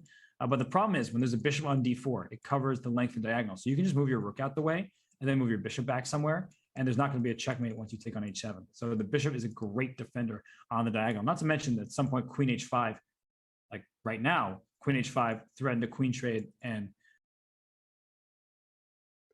rook on d1. So now h5. Is that mate? Yeah, it's mate in 2. Rook f3, queen takes f3, and that's check and mate. So instead we see a resignation. 4 points for Polina Shuvalova, and that's 2 for David Pruess. He started with those 2 points, hasn't been able to get a score since. We'll see now with the black pieces. He had a great game in the Sicilian in game 1 of this match, but Paulina playing bishop e5 check. Will she play a4? We saw Justice Williams do that. I mentioned during that match that my coach, Miron Sher, he taught me this variation. You get to avoid theory. You get to play solid chess, and it's not a tactical game anymore. It kind of resembles closed positions more so than what you would expect from a Sicilian. White can still play d4 in these positions, but you don't have to. You can decide to maneuver instead. Like you can play it like a Spanish, where you play d3, c3, maneuver your knight via d2 to f1, things like that. But Paulina, she's saying enough is enough. Let's get some pieces forward here. And after knight takes e5, you're threatening this bishop. If black ever takes on b5, well, here you can take with the queen, but you want to take with the pawn. That was always the thing. Let me take with the pawn, give you a target on a7 and a one that can't really move because the pawn on b5 kept it covered. So bishop pair for white, that would sound like an advantage, but it's not the most open board. The bishop on c1 not going anywhere. Black fully developed. White still trying to figure that out. But if you allow a6, now that's going to be a problem.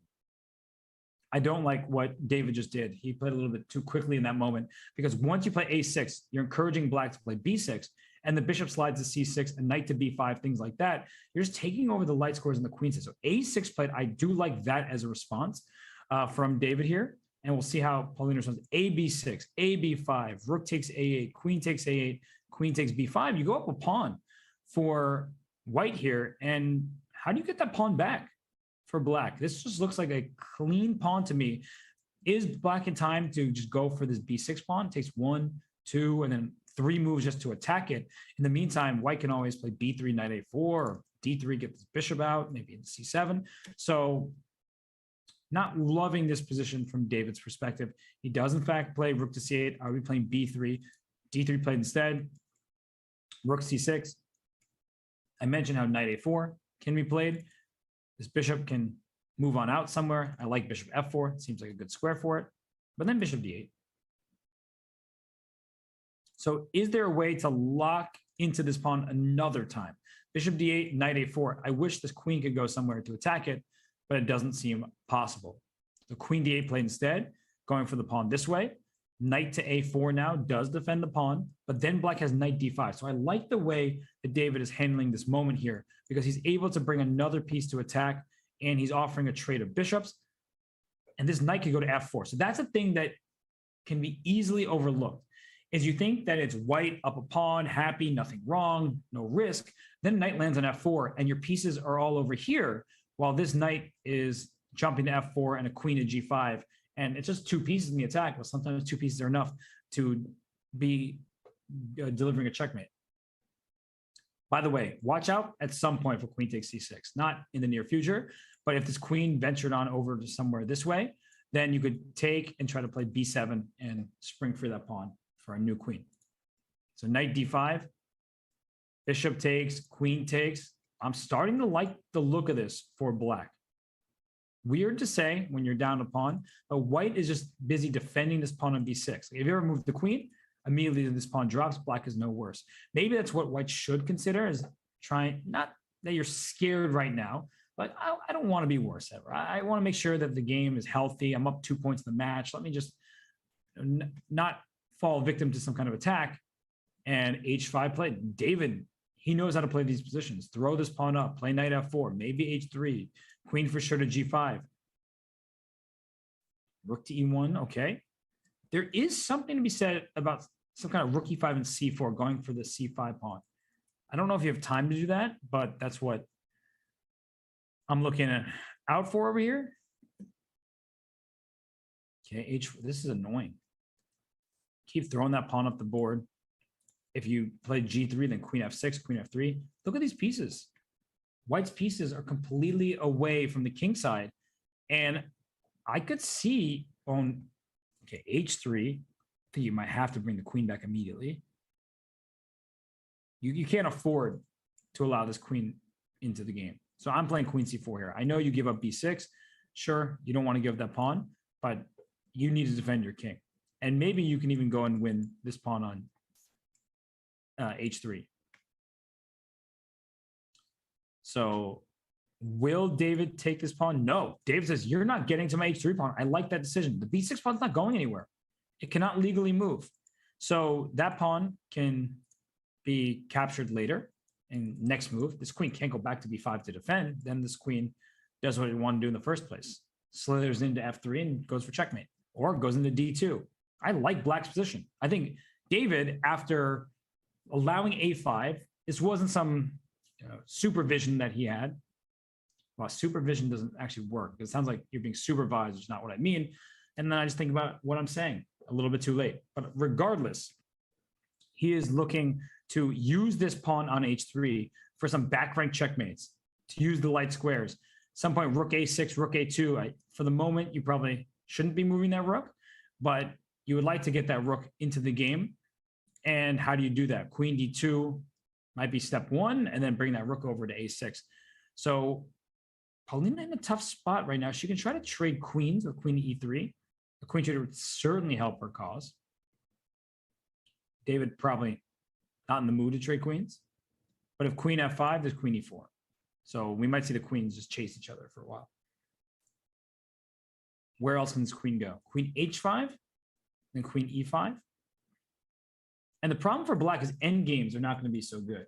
So this pawn on h3 is a target, right? So if you trade queens, that could be a problem. But look at what David is doing. He said, I'm not going to trade queens and allow your rook out into the active space. I'm going to trade on my terms. Oh my gosh, checkmate in one move.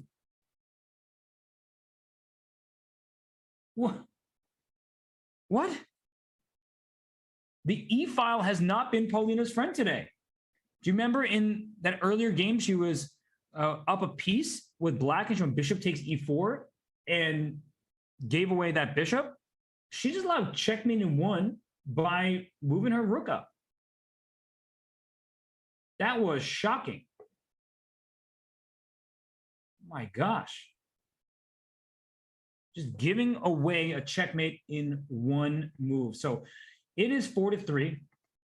The scoreboard at least feels pretty fair.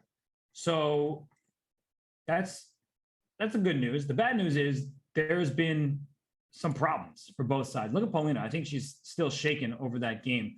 She needs to get over it, right? It's hard. It's easy for me to say that and harder to do. But blundering a checkmate in one move, it happens to the best of us. It happens to the worst of us. But either way, you have a new game. Now it's a Caro-Kann, the Gurganidze system. So the Georgian players, they typically love themselves a good Caro-Kann. So that's something that you see from Georgian players. But it's not just all pawns, no hope, as Benny Watts says in the Queen's Gambit. The Caro-Kann, especially this variation, is double pawns, but it's very solid here. Hard to initiate any kind of attack. So black has many important squares covered. Now in endgames, it won't be the most favorable position because let's think about what's happening here. 3 pawns for black on the queen side, and there are 4 pawns for white. So in the event of an endgame, we take all the pieces off the board. And that's how you often want to think about pawn structures. What happens if everything goes and only the king and pawns remain? Black is in terrible shape because you can't create a passed pawn. You have a 4-on-3 advantage on the side of the board, but it's not really much of an advantage because you can't spring free a passed pawn. On the other side, it's much easier to visualize. So queen g4 played. We're very far away from an endgame. Watch out for your bishop on f4 hanging. Watch out for bishop takes f3 in many positions.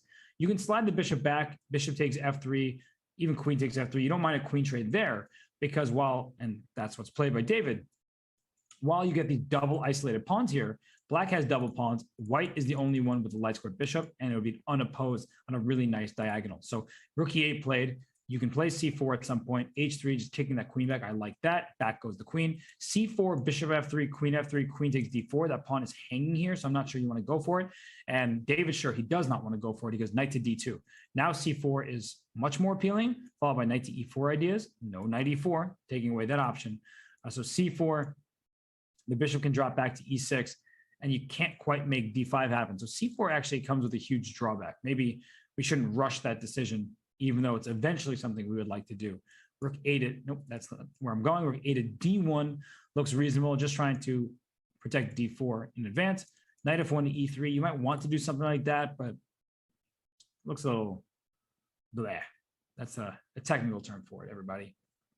So what else can be done? Knight f3 goes back to e5. Look at that. Sign of a very strong player. And that, in this case, is David Pruess. He says after knight to d2, my knight goes backwards. But after f5, now you've allowed me to get to the e5 square. So my knight goes right back to where it came from, and there's something different in the position, and it's access to e5. Black does not want to play f6, that's for sure. Now knight e5 will likely be met by queen to c8, so not the end of the world just because you jump your knight in, but I would certainly put my knight there.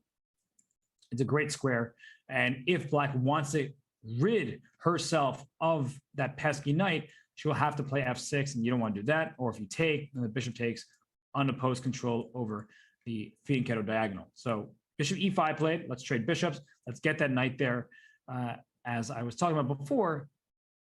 And here, Polina does play f6. So maybe she understands better than I do that just because it looks bad doesn't mean that it is bad. And queen to f7 speaks to me. That way you're competing for this diagonal, forcing white to do something with this b3 bishop. I like that. And wow, okay. Full steam ahead, f4. This is a bad bishop all of a sudden. I really like it. So I was talking about you can't create passed pawns with these doubled f pawns. Who cares about passed pawns? All these pieces are on the board. Let me just shut down your bishop thanks to my nifty little pawn chain here. So that's good. That's really good and really annoying for white to deal with, because if your bishop sits on h2, it's locked out of this position. So what to do here? Maybe, nope, I was gonna say bishop c2 to stop f4, but bishop c2, there'll be bishop e4 first, just making sure that you don't hang anything on the diagonal, then trading light square bishops, and finally pawn to f4, and this bishop really is shut out of the game. There's no choice. So this is not looking very pleasant for David. His knight maneuvering, he never pushed it to e5. He instead pushed his bishop in there, and then Polina was able to combat that and gain some activity for herself. So what's the deal? How bad is f4? The bishop on h2 is no good. Does it give white anything? It does give the diagonal away. So you might need to figure out a way that after f4 you play bishop c2, and I think that's why David just played knight d2. So I was trying to figure out how to do it. He says this is how: bishop c2. If you're not careful, that's going to be a big problem. The good news for Black is you can move your bishop out of the way. The queen's in a perfect location. She wants bishop g8. Okay, I was like, why would you walk yourself into an almost checkmate situation? But if the bishop went to c2, there was bishop to g8, so she could defend that way, clearing the d file so you can play c5. All right, that makes perfect sense to me.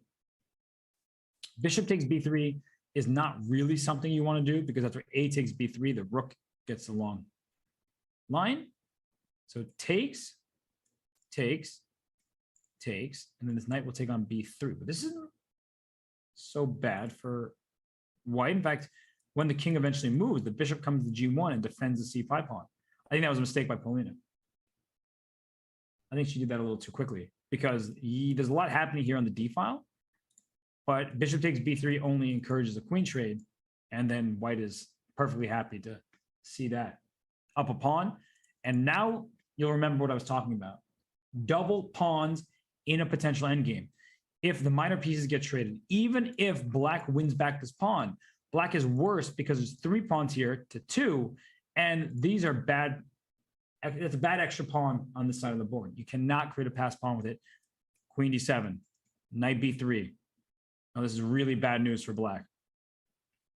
Maybe you have a chance to survive this, but even if you go after this pawn, you can throw in, like right now, you can throw in c6 just to shatter the pawn structure. Don't allow these pawns to stay connected. You're probably happy enough with giving the pawn back with king f1, and David goes for just that. But I was thinking that you could play c6 and give Black 2 isolated pawns. All right, so bishop g1, well, knight takes b3, a takes, and a6. Still going to be slightly better for white, but I don't know how much this is. Knight takes, pawn, knight a4, going for b2, clever. Rook d2, not where your rook wants to be. Your rook would much rather be on d7, going active, but b2 was hanging. And there was actually a checkmate. I'm going to show this really quickly, because you may think you give up b2, you take b7, but after knight b2, rook to b7, there's knight d3 here, and rook e1's checkmate. So just because it's an endgame without queens does not mean the king is perfectly safe. And the knight covers f2, the rook goes down e1, that would be check and mate. You have to make a bad move just to survive that. So rook d2, b6, Bishop G1. Good moves by David here, rerouting this bishop. And where is the bishop going? For now, nowhere. Knight comes to D4. And maybe there's C4, then B3. Let's push some pawns on the queen side. We have an extra pawn here after all. So let's start getting those pawns rolling. Bishop C5. Let me try to take this knight. B3 doesn't work. This pawn's hanging. C4 loosens the defense of this knight here. Maybe there's a rook to D8. So bishop just went up to F2. King F7. I like that. Maybe some kind of knight B5. You can't take on F2. There's knight D6 check, and A7's hanging. A6, there's knight C7 with a fork. The rook has access to D7 now. I think you have to play rook E7 to defend against all those threats at the same time. But with A7 hanging, it's really tempted to push, but you walk right into knight C7 or bishop C5. So this avoids that. Bishop C5, now you can just take back. Ooh, this knight's under attack, and this knight protects the pawn on C3. So bishop F2, king F2, knight C5. The knight is able to retreat, come back towards the center. That's good news. The bad news is we're starting to see the extra pawn on the queen side. So it's even for now. Keywords, I think, in that sense, for now, because it's much easier to see how white gets a passed pawn. These are not creating passed pawns, ever. If you play F5 and G4, there's no chance that white's taking you twice there. So knight D6 check, good move. Oh gosh, rook E2 is about to happen. Rook E2. It's done. Black is frozen after rook E2. If you play F5, there's rook E5 winning this. David, only 12 seconds on the clock. Rook E2, it was a pin. Still good for him. He just got to bring his king over, but that was a missed opportunity for sure. Although black can still hardly move. So here comes the king. Actually, this is working out perfectly. You can play knight B5, hitting the rook, rook D6, knight D4. Trading knights should be very good for white. C5 is coming, it looks like right now. Okay, goes rook D6 first. Uh-oh, watch out for knight E5. Knight C3 to D5, though. Yeah, knight C3 to D5 looks very good. Oh, no. Oh, my goodness. Walked right into rook C7. Went from winning to losing on time. Oh my gosh, let's look at that for a second, everybody. Oh, that's really unfortunate for David. He was about to turn this into an even match. And right here, he had to move rook to E2. The knight can't move because you lose the rook. The rook can't move. Well, can't move to E8 because you lose the rook. You can't move away anywhere because you lose the knight. And that means you're completely frozen. My next moves will be C5, C6, and so on. And then I will distract you with C7 and get your knight. If you play F5, there was rook E5, winning this pawn. So if king F6, you just take. And if you don't go king F6, I'm still going to play C5 and push my pawn. E6 is pinned. It's a problem for black. So that was a missed opportunity for David, who played a very nice endgame there to trade some pieces and have the advantage. Unfortunate for him, but for Paulina, she has shown some great mental fortitude after huge blunders. She leads 5-3. That's the end of the 5+1 here in this matchup between David Pruess and Polina Shuvalova in the IMSCC Speed Chess Championship. We'll be right back in a few.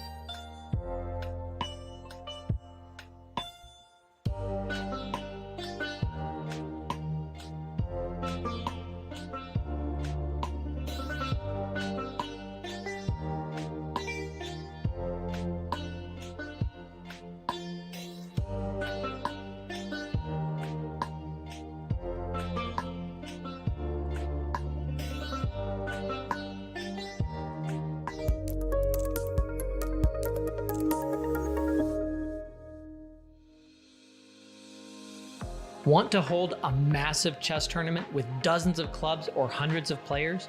Or maybe a small chess tournament with local but competitive clubs? With Club Arenas, you can.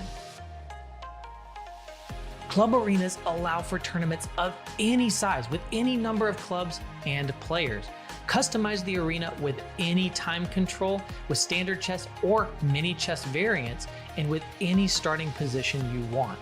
Club Arenas are the most flexible tournament format on chess.com. Try one out today.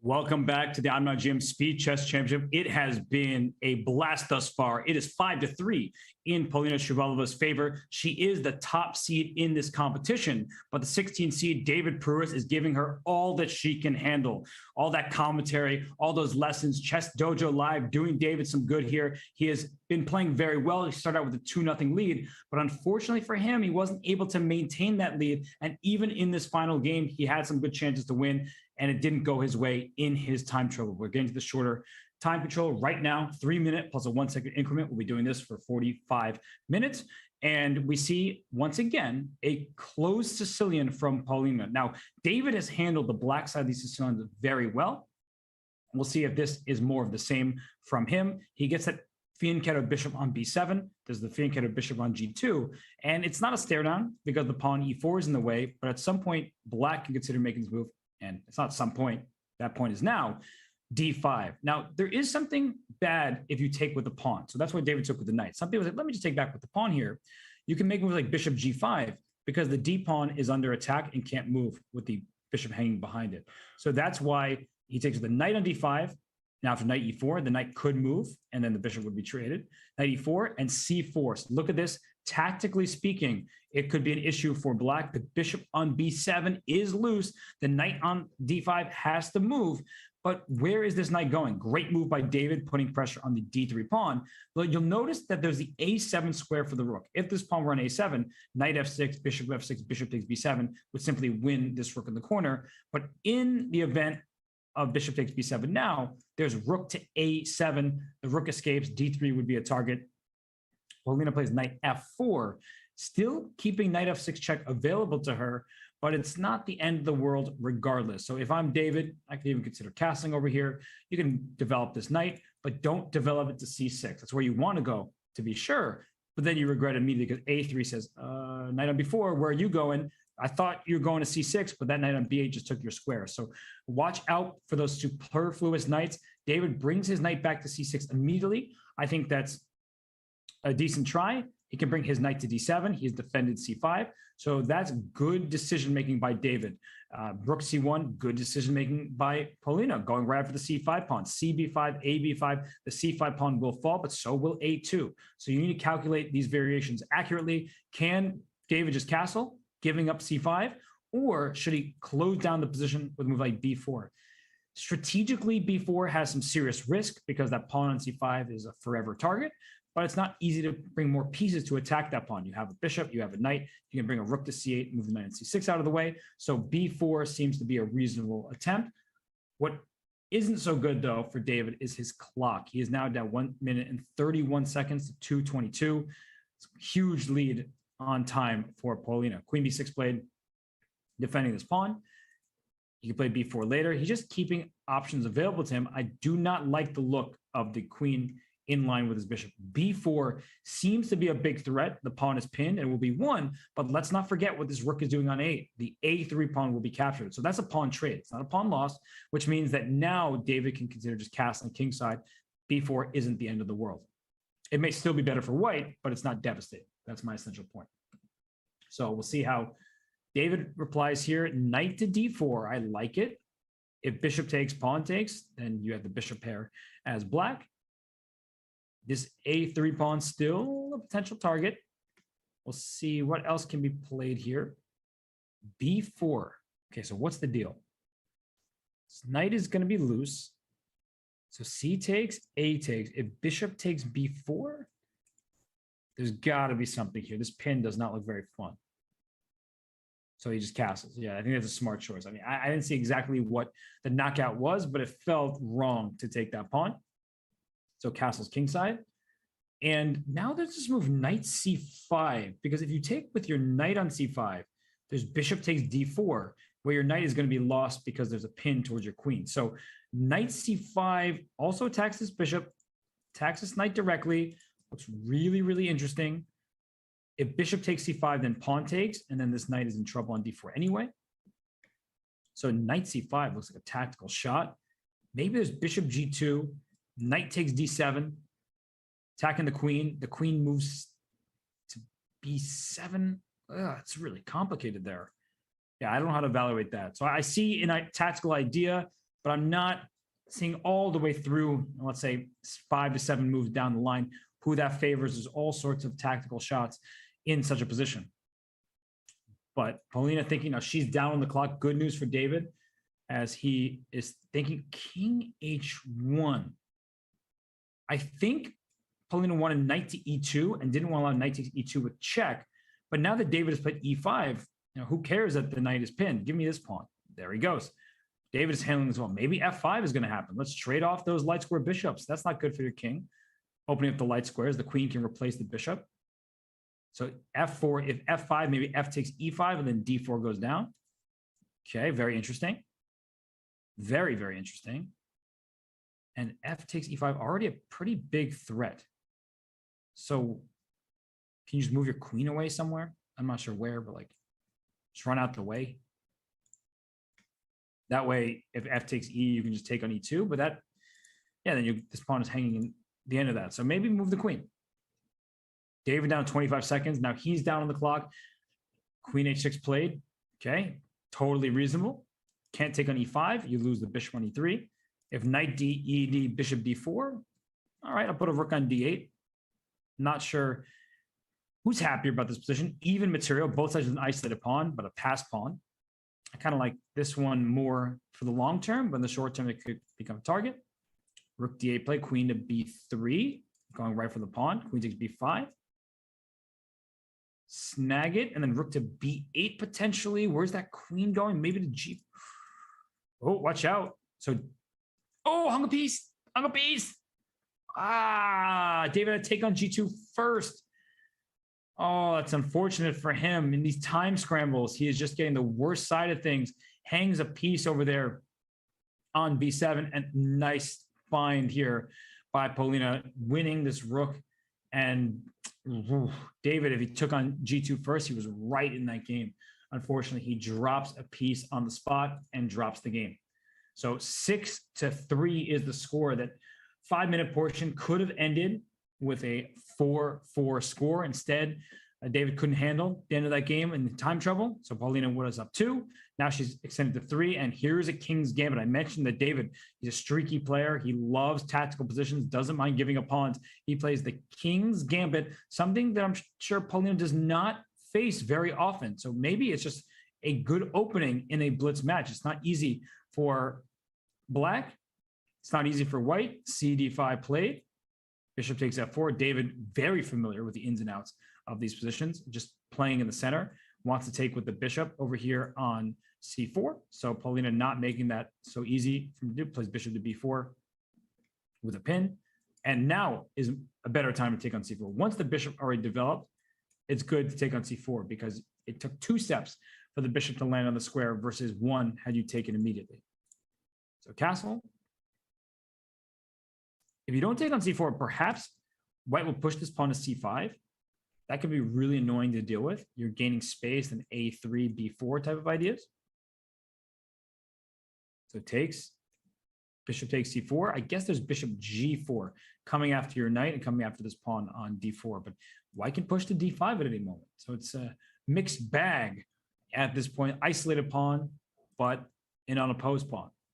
So D5 is possible right here. Black is trying to take on F3 and get this pawn. So D5 it is. And that's not approved of. And it must be because of knight A5, just getting this bishop away from this pawn so that bishop can take on C3, removing the guard of D5. You have 3 pieces defending, only 2 attacking.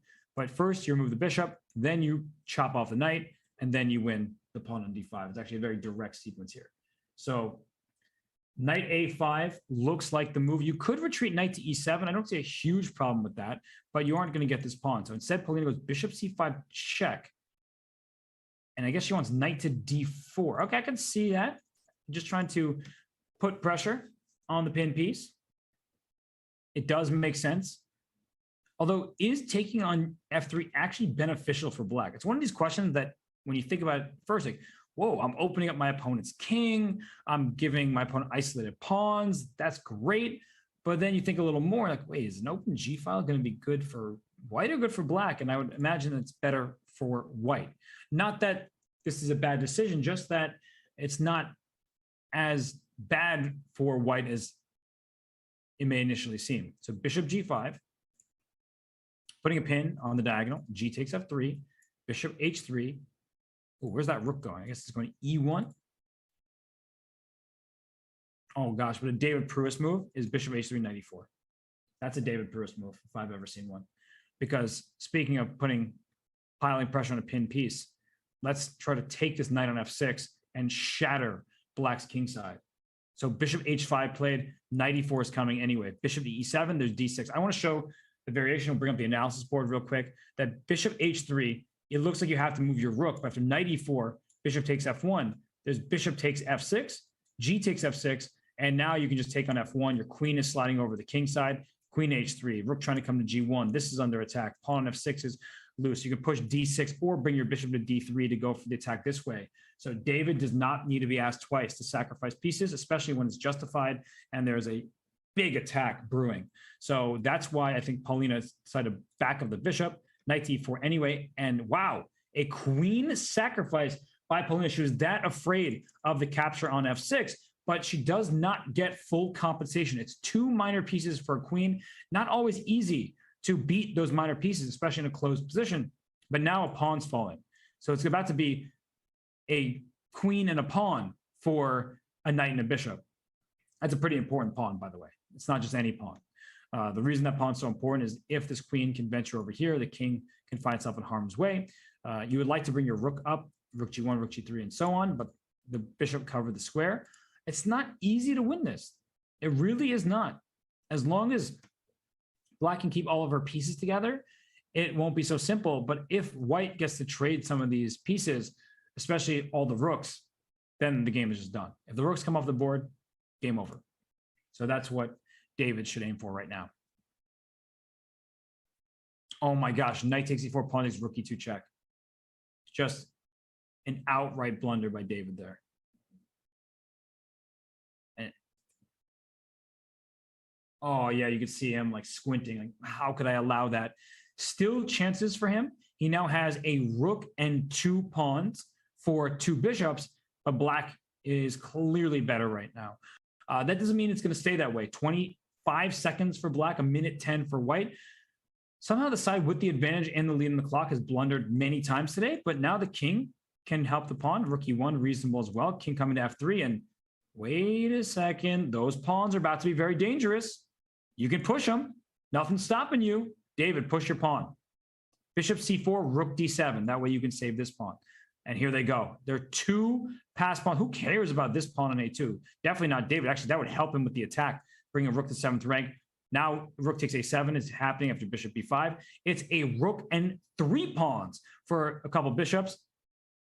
So there's some winning move here. Apparently E6, I guess, is good enough. Oh, A4. Bishop D3. There wasn't rook D1 because bishop E4 check. I don't know. A4, bishop D3. Yeah, I don't see how that's completely winning. In fact, bringing the bishop towards the center doesn't seem all that great. But it's best. Ooh. Can you sacrifice your rook for this bishop and then push your pawns? That's possible, right? Maybe that's... Oh, rook C7, A5 is even nicer. Rook D7, bishop C2. Uh-oh. That's not looking so friendly. All these pawns are under attack. D6, bishop B3, E7, bishop A4 did defend the rook, but rook D8 followed by D7 was not so fun. King G3 played by David. 9 seconds left for Polina. And I think the next move is just Rook D8, and it's unstoppable. Rook D8 just wins on the spot. You have to play Bishop C6, and you play D7, and you have to sacrifice your bishop, and it doesn't get any better. King F4, sure. What's happening with this? Oh, Rook C7. Okay. And take a bishop, and now you win easily. 8 seconds left to 3. So David has this one under control. Check. And there. Or D7. I mean, it didn't really matter. You can just take this. King E6, D7. This also wins. You're about to get a queen. David with the pre-move. I saw that. Saw that pre-move, and I see that victory. So now it's 6-4. Cuts the deficit back to 2. And that's the thing that I feel like the underdogs struggle with the most, is when they start losing games, it's like an avalanche. They keep going down in their games, and they don't mount a comeback. Here, David, he's keeping this match close. He's playing very well. So is Paulina. They both deserve a lot of credit. But David, I think, surprising many, especially smarter chess, by leaving this match close. And if he can take this game with the black pieces, hey, he's right back into this match.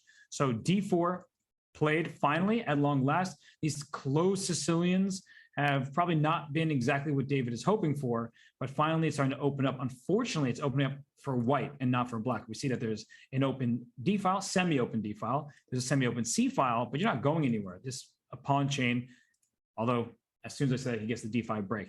It's the one thing you have to be careful about in these Maroczy bind structures. Is D5 about to happen? It can happen because CD, ED, the queen is in line with the rook. We've said this a number of times today. The rook wins that showdown. So D5 perfectly timed by David Pruess. One of my favorite games in a hedgehog Maroczy bind type of structure is the game between Anatoly Karpov with the white pieces, Ulf Andersson with the black pieces. Ulf Andersson, known as one of the best endgame players of all time, the Swedish legend, but he had a really nice game where he broke open the position. Timely D5s will do that to your opponent. So now Paulina's played rook to E1.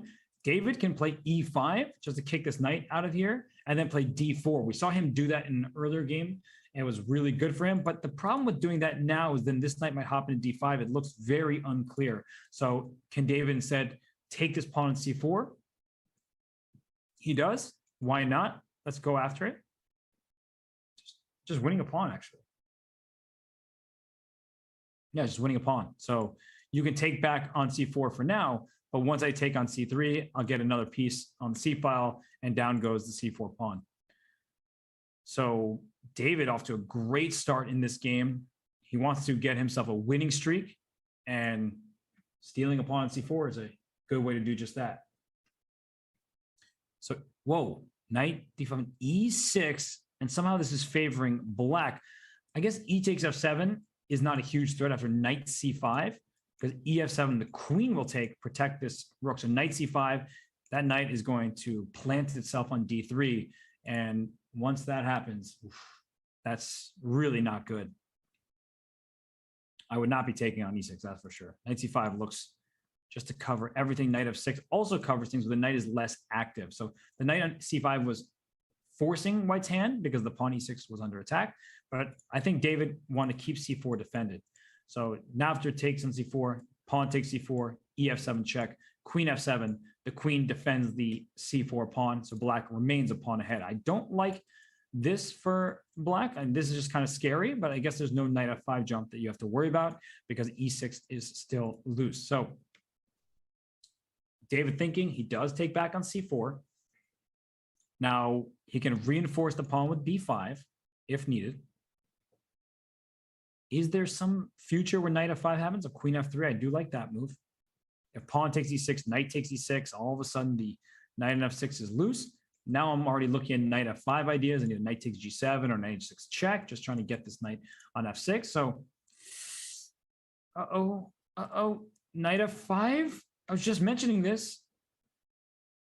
Doesn't look so easy here.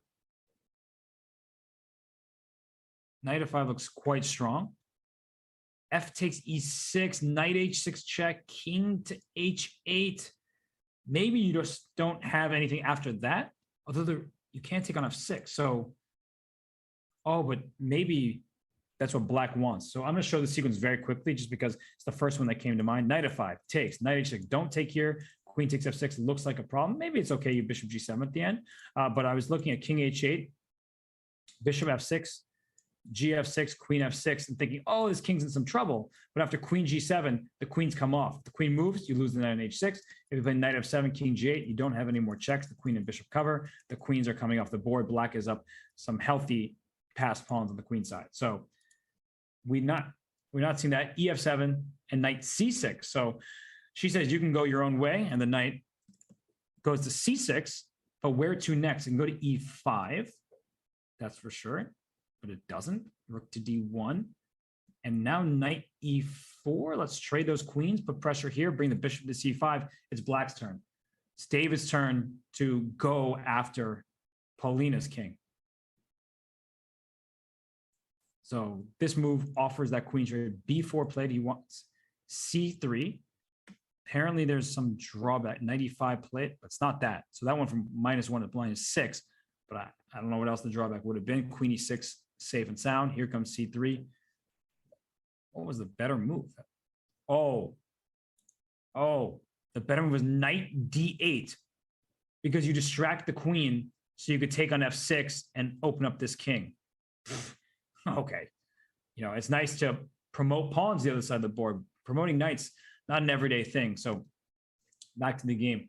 Knight is on e5. That looks so much more normal than bringing a knight to d8.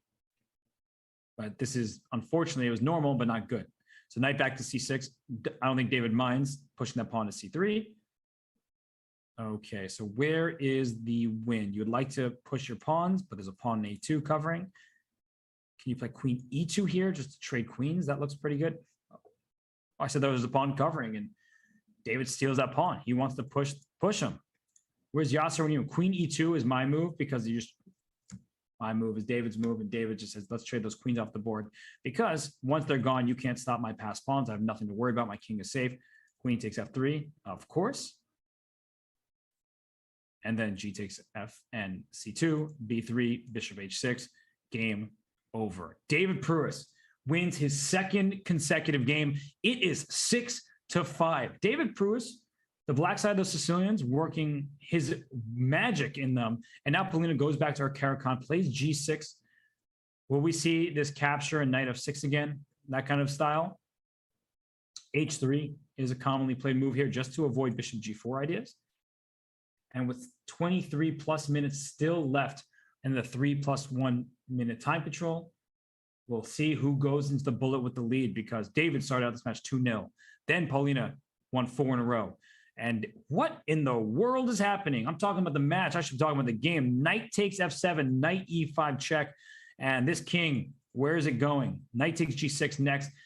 David Pruess is feeling it right now. Give me that pawn. Your king is not going to have much shelter. And is he even going to take, or is he going to leave the pawn? He leaves it this way with bishop coming to f7 or knight f7. Knight takes g6 still on the table. If you played bishop f5, there was knight f7 here. So knight takes g6. Now the queen can go to h5 because the knight moved away from f6. Uh-oh, I can see this game being a miniature.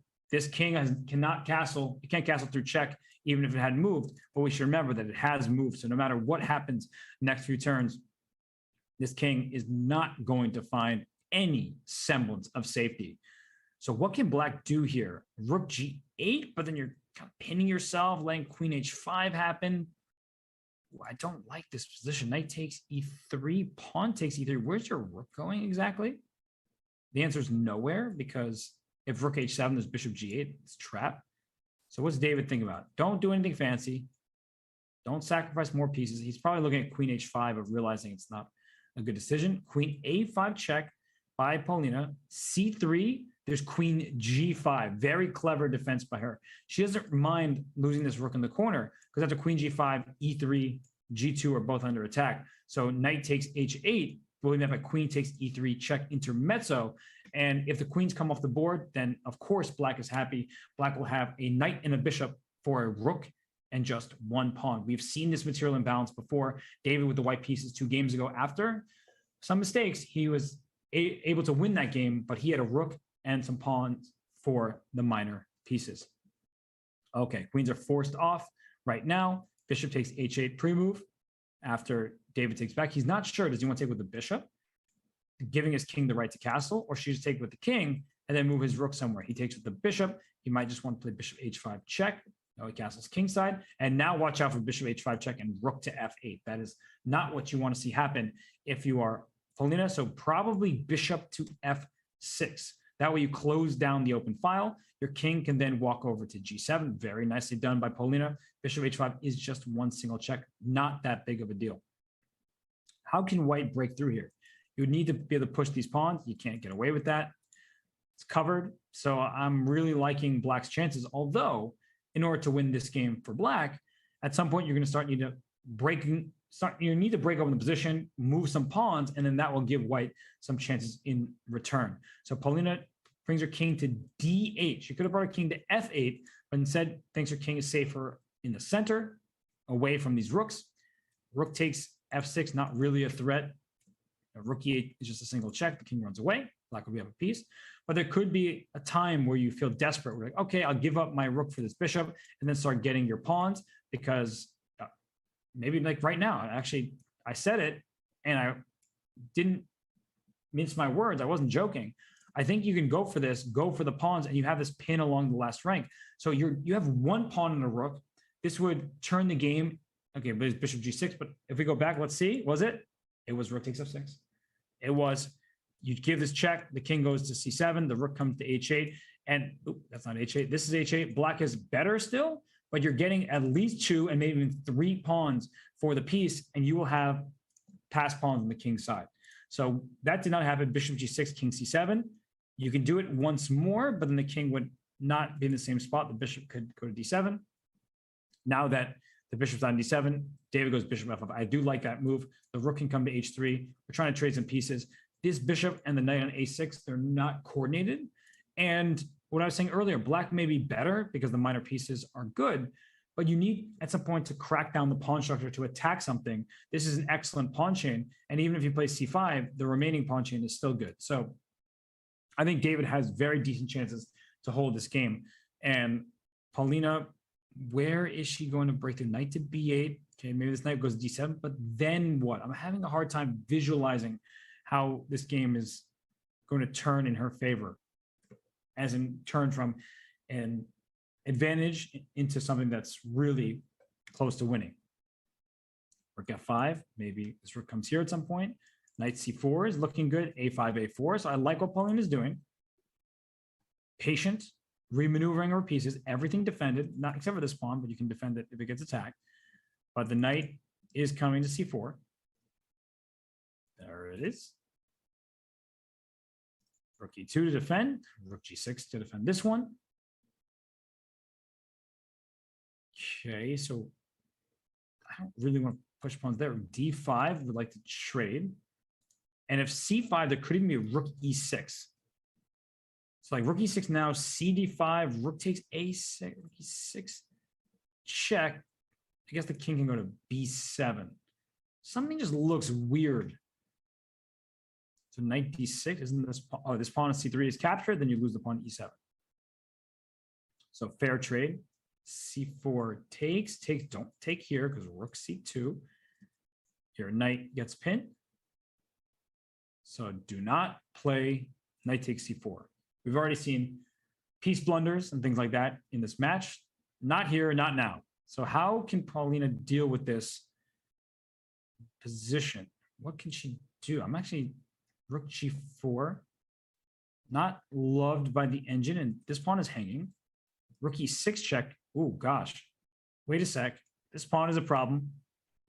To check here, the king goes to a7 though. He takes a pawn. Excuse me. David has the white pieces here, and rook h7 throws rook takes f6. That could be a problem. The knight attacks the rook. Don't blunder that. Rook b6 check. Rook h7. This pawn is scary now, and they both are in time trouble. If this rook moves away from a2, the a6 pawn will hang. g4, g5 to try to get at this pawn maybe, but g4, there could be bishop e5. Watch out for checkmate. Don't get checkmated. Okay, rook a3 check. The king goes back. G5 now looks pretty good. Bishop d4, hitting this pawn over here. Oh my gosh, they're running so fast. The little ones these days. They don't need any help going up the board. Rook a2 check at some point. Rook g3 check. Are you really stopping these pawns? David, he's just letting them go. Oh, but he let his clock go. Oh my goodness. He was doing everything you could ask for after misplaying the position earlier, and Polina was playing really nicely. He just wasn't keeping an eye on the clock. And Paulina, once again, moves to a 2-game lead in a situation that looked like it was about to be an even score.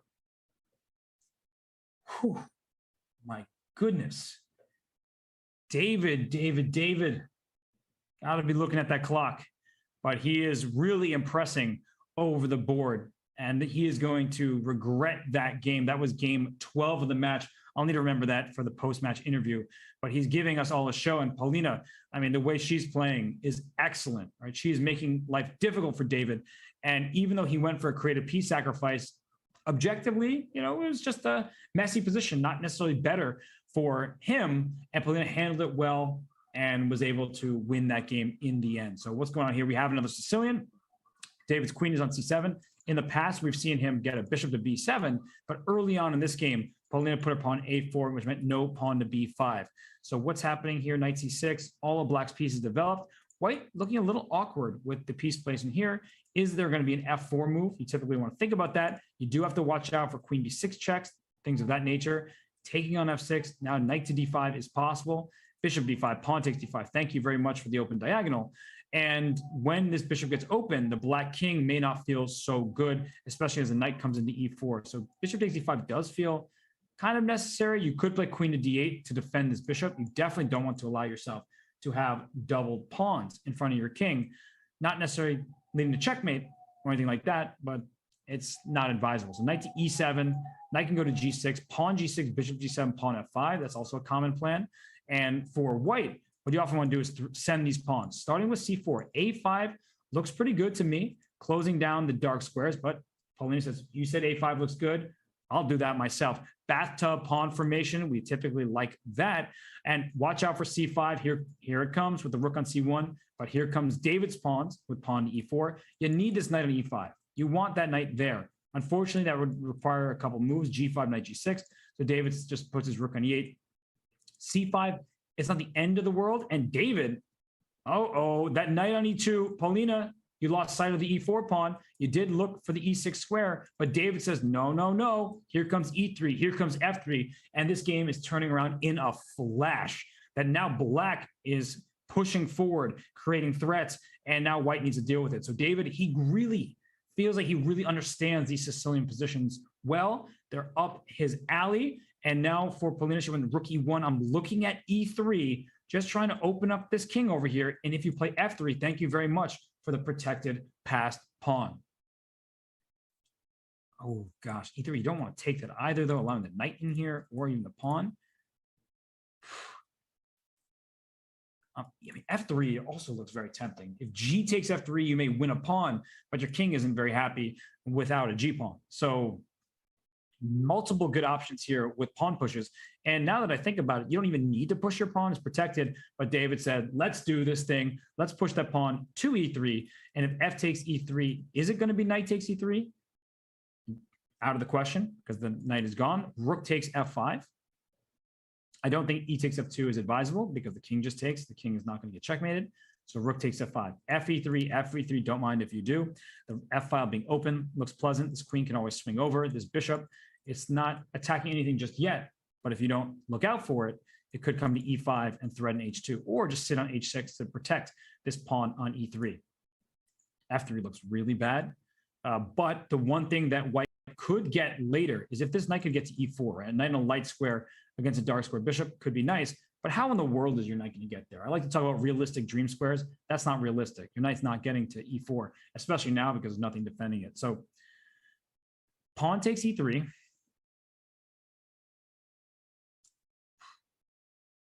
I don't really like this position. I guess the knight's trying to go to e6. But what if you just take it and then put your other rook behind or your queen behind your pass pawn? Okay. Rook e5 played. C5 weakens the d5 pawn, so even queen f7 going right for that pawn looks possible, or just taking, because if you take with a pawn, there's queen takes a5 ideas. I do kind of want to get a passed pawn for white, but if it comes at the cost of one of my other pawns, it's probably not worth it. This just looks good for black. I don't care that it says zeros. Engine always says zeros, whatever. Black has a pawn all the way down in e3. So not saying it's winning, especially if white can get a pawn to c6. And there's that going for her. But rook takes b4, c d6, queen d6, rook e3. Maybe we're seeing mass simplification. Sure, consider c6. Okay, so takes. If takes, queen takes d5, you're probably going to get some kind of attack against this king. What else is David thinking about besides queen takes d6? It's like queen e5 or queen e4 to keep his pawn. It runs into d7. Actually, it runs into rook takes e3. This is nice. Queen e5, rook takes e3, queen e3, takes d7. Hey, you want to stop my queen by bringing your rook back? Can't do that. Thank you very much. In comes the queen. Thankfully, this pawn's on d5. You can't stop the pawn. So you really don't have a choice. Queen takes d6 played. And that's what's really hurting David in this match. I have to say, there are moments where he can make those moves instantly because that's the move he has to play. And he knows it, but he starts spending like 15 seconds and now he's down a little bit on time. But rook d8 was a great follow-up. Can you take on d5? Probably not because of rook to e8 check. So I would make a move like h3, or in this case, rook e1, queen d5, there's rook e8. So rook f4 played. Let's bring that rook back to defend. Rook e6, you're not taking this pawn. You're still not taking because of rook. Oh, wait, now you have rook f8 and you defend this rook. So maybe technically you could have played queen takes d5. It looks scary, especially without too much time to consider it. What's the material count? Even material. This pawn is going to be hanging. The king has to move out the way. King g7 looks fine. I guess you can go king g8 so you don't walk into rook e7 check. Okay, king g7 it is. Pawn is defended. Queen c5, take a5. I don't really want to allow this pawn at d6, but David says, look, can grab a pawn if I want it. I can attack a queen if I want to as well. Queen b5 would force the queens off because of back rank checkmate.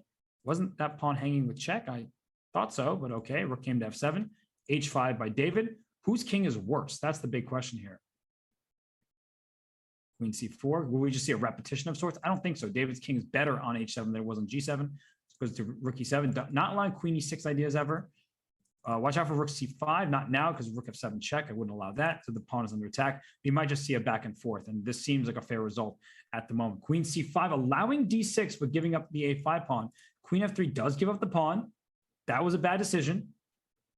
Now here comes d6. Queen needs to go. Okay, because the e5, I couldn't figure out the square. Here, queen e6. Look at this. David is just taking up all the squares. Can you take it? No. Queen e6, rook f7 check. Do not blunder that. Your rook will be distracted. You will lose your queen. He plays b5. He does not have much time left. Queen g8. Okay, queen e5. Oh, he pre-moved. Oh, no. David pre-moved, and it was at the wrong time. And queen, where's it go? Queen f4? Queen d4. Okay, he went the wrong square. He didn't do a queen d4 and queen f4. Same idea, wrong execution, lost on time. I'm going to bring that game back up because there were so many critical moments down the stretch there. It's really unfortunate for David.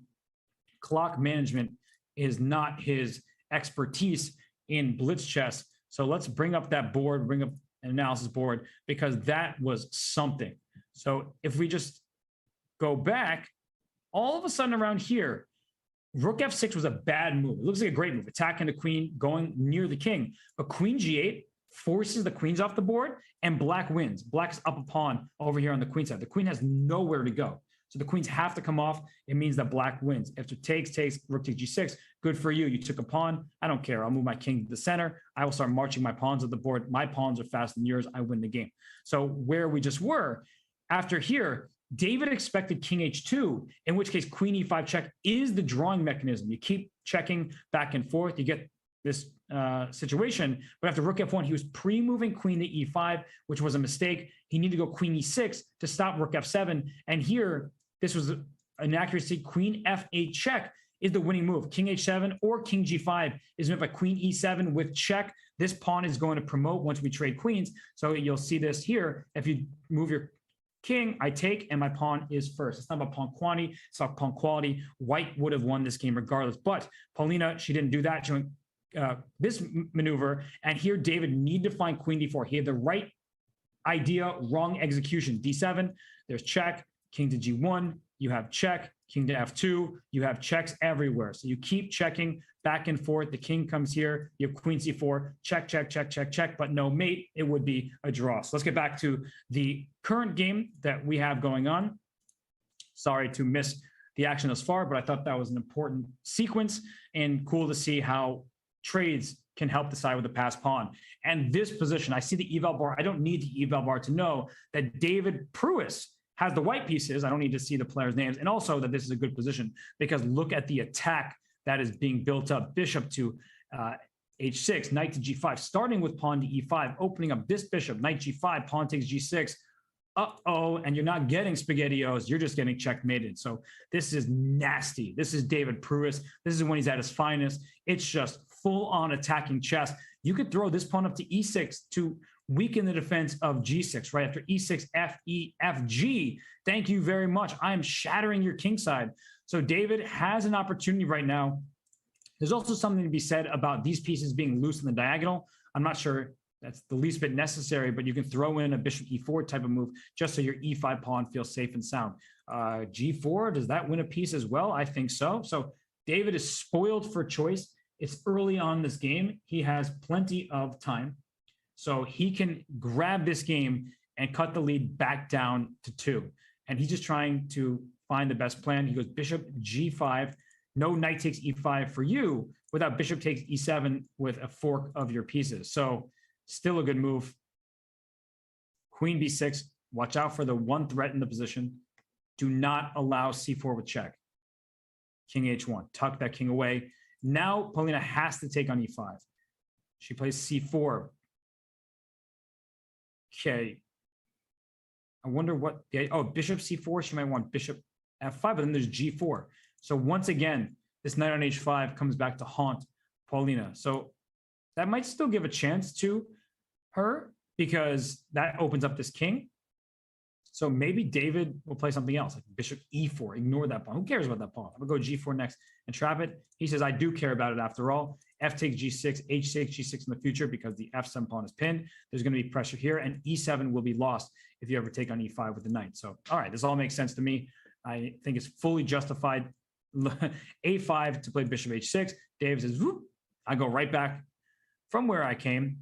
So queen goes to h4, putting pressure on e7, maybe f6, maybe g4. I think that you have to take on e5. I'm not sure that there's any choice.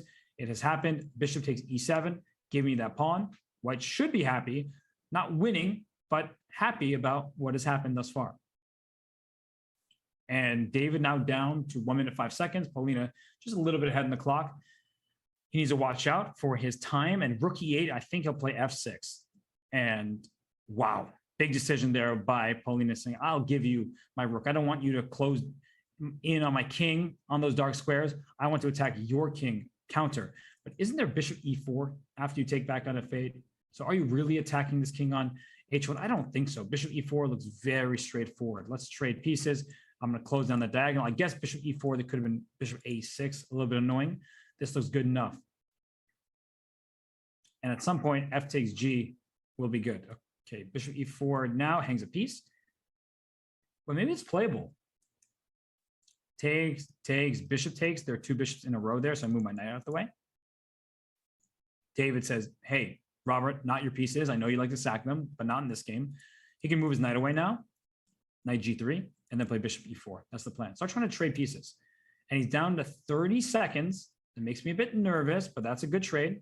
Just like knight g3, getting the knights off. The problem now is bishop e4, that could be a pin. So you need to be very careful about things like this, right? You think, oh, I'm just trading pieces, I'm winning, but there is pin potential. So now there's just an attack on the rook. Rook to f1, watch out for f takes g, and then crushing down the f file with bishop c4 to come. This could just be a knockout blow in the next couple moves.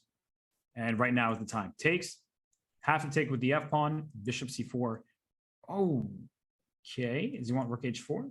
No, look at that. That's really good. Good piece you have there on h8. Bishop takes b7. And rook h4, there's h5. Oh, closing the door on h5. And don't play rook h4 because queen f1's mate. So please do not blunder a back rank checkmate, right? If you're a David Pruess fan, you're like, you need this game. You need to win rook f2 to safety. And queen h5 does stop rook h4 and mate, but you just trade queens and you lose the game anyway. So h3. Okay, why is the evaluation going down so much? Rook d1, king h2, queen e5, and there's a pin, and g5 is the threat, and f6 is hanging. Uh-oh, queen e5. This is turning around completely. You barely have a queen. Oh, what a move. G5 is queen g3, pinning the pawn and unpinning your rook. That's a huge move. And watch out for queen g4 as well, because this is hanging back here. So queen g3 played. Big moment. This is a pin. This rook is no longer pinned. h6. Don't move your rook this way, because if you move your rook this way, there was rook h1 check. Queen up. Wow, David finds it. King is escaping to g3.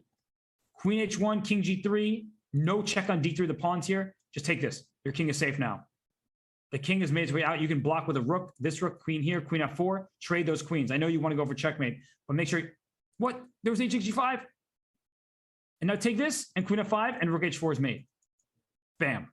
Oh my goodness. And you saw that head nod. That was a jubilant head shake, honestly, by David. And he gets one more game in this time control. That's very important for him. We understand that he's not the most experienced bullet player. He does not want to get into that 1 minute section without another shot in this blitz game. So he got this game off in time thanks to that victory. Now we're back in Sicilian. David's been playing extremely well on the black side of Sicilians in this matchup.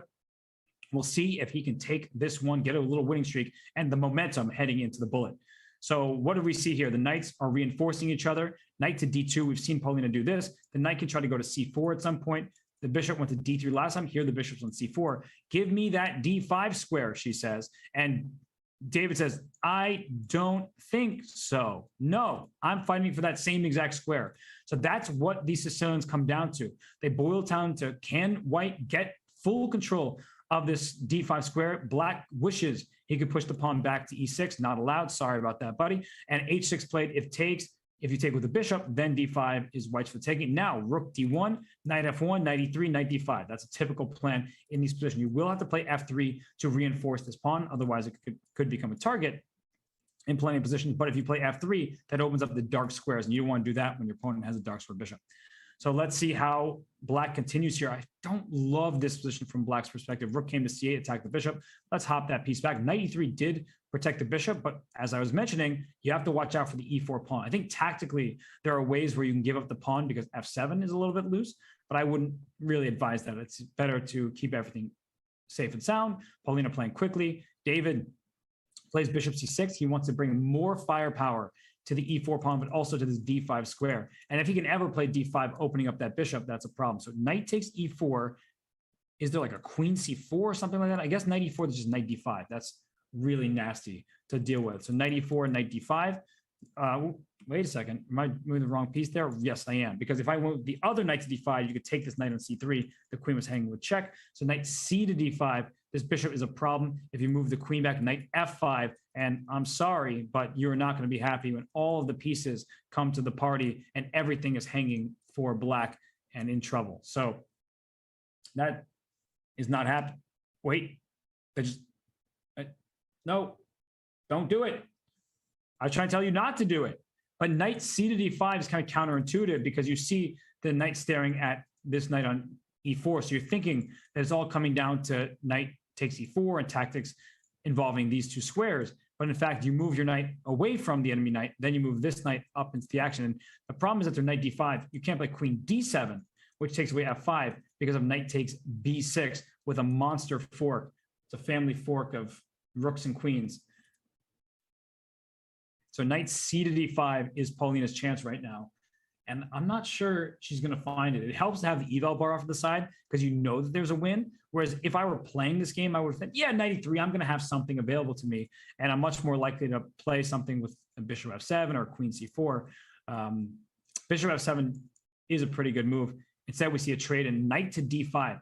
And you'll notice that black has to take here on d5. And after bishop takes d5, the rook can move away. And white is down a pawn, but better. The reason why is piece activity. The bishop on e7, that's staring into its own pawn, defensive piece. This bishop on d5, very aggressive piece. And a6 now is hanging, but so is c2. So I don't know if you want to go for that. You would like to bring a rook over to f3 somehow. One of these rooks here getting up in the attack. So we might see a rook lift. But if you play c3, not this rook, but this rook. And c3 play, just keeping everything nice and tight. Okay, a takes b5, perhaps b4, but then white plays c4. That's the annoying thing about a bishop on d5. It just really keeps you away from a8, so no rook trade. It attacks your king with pressure on f7, and if you play b4, it also dials back and defends the c4 square. So this bishop is a monster. This bishop is kind of like there and not doing all that much. So I think that David is going to be forced into defense at some point with rook f8 just to defend this pawn. He starts with rook f8, and I think it's a good choice. Wow, Polina plays b4. She's trying to keep this pawn on a light square. So having c4 in keeps the bishop defended, and white would want that. But on the other hand, having this pawn b5 is going to be a long-term target, right? A rook a5, a rook moves somewhere, and then this pawn can be captured.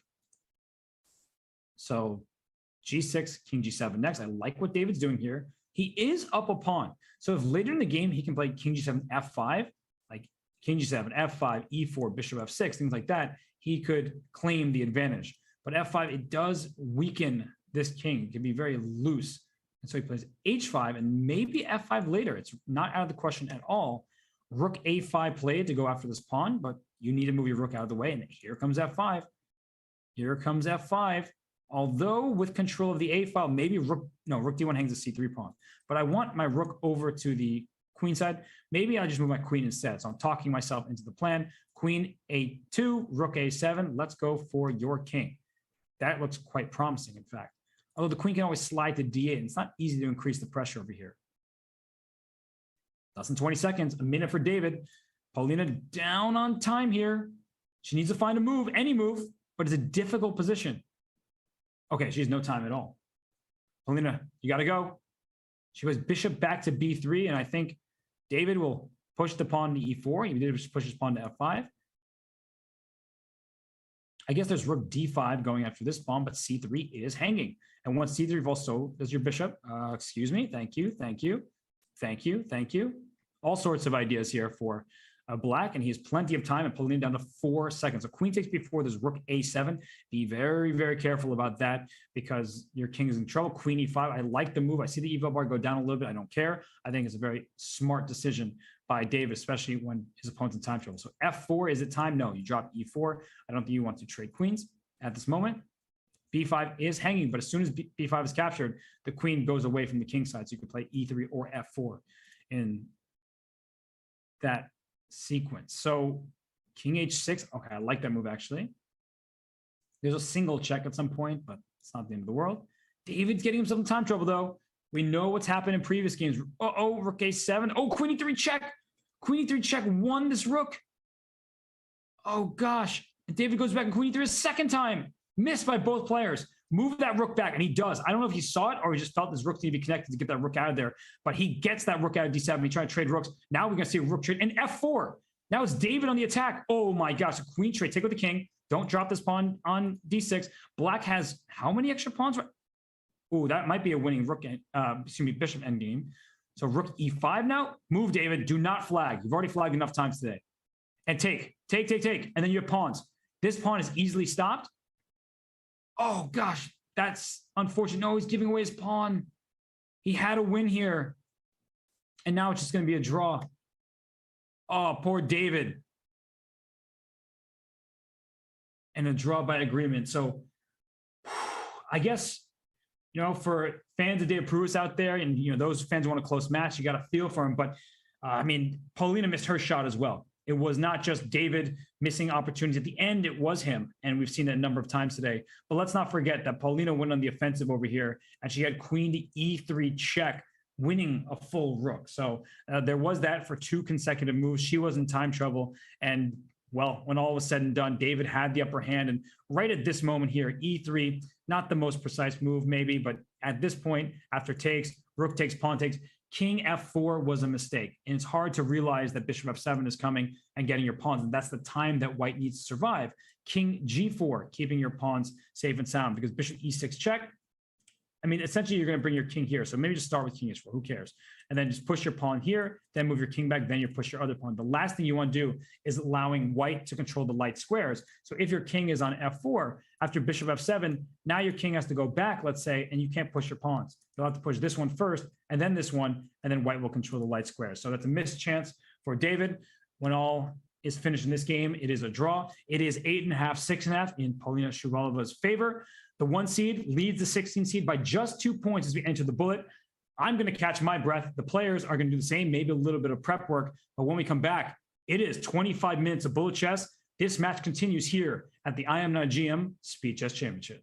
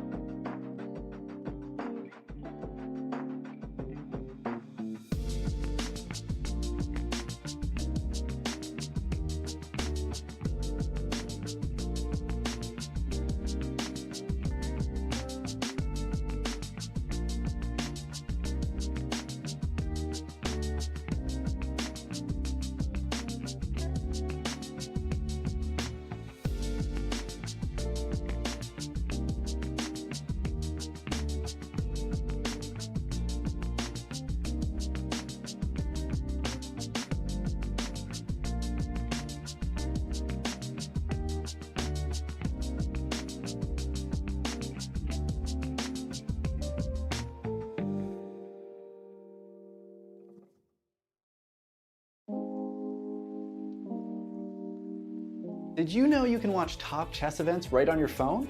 You don't even need to download an app. Just open any mobile browser and head to chess.com/events. You can see what's happening right now, check out top games, see results, and so much more.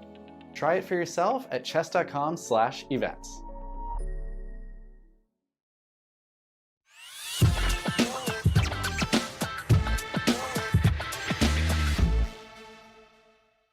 Yes, it's an easy draw at this point. Endgame! Why did he trade rooks? Oh my god! And this is key. F6. F6. This is Dvoretsky's endgame manual. F6, And not F5. Brandon knows it. He does. And Arseni's going to lose. King F3 right now. F3 and F5. Now it's easy. F5 and F4. Wow. Exquisite play on the endgame by Brandon Jacobson. That is a backbreaker and a heartbreaker. And what doesn't it break?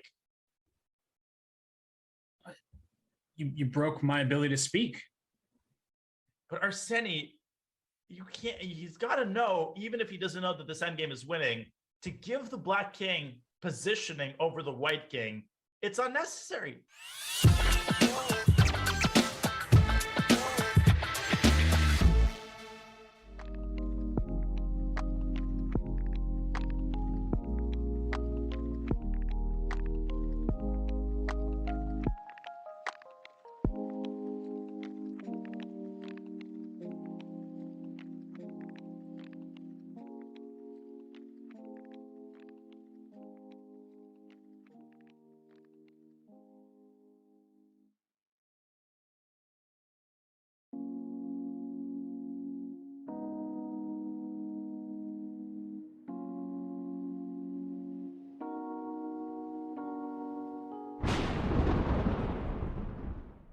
Welcome back to this I Am Not GM Speed Chess Championship match between the number 1 seed, Polina Shuvalova, and the number 16 seed, David Pruess. It is a close match, 8.5, 6.5.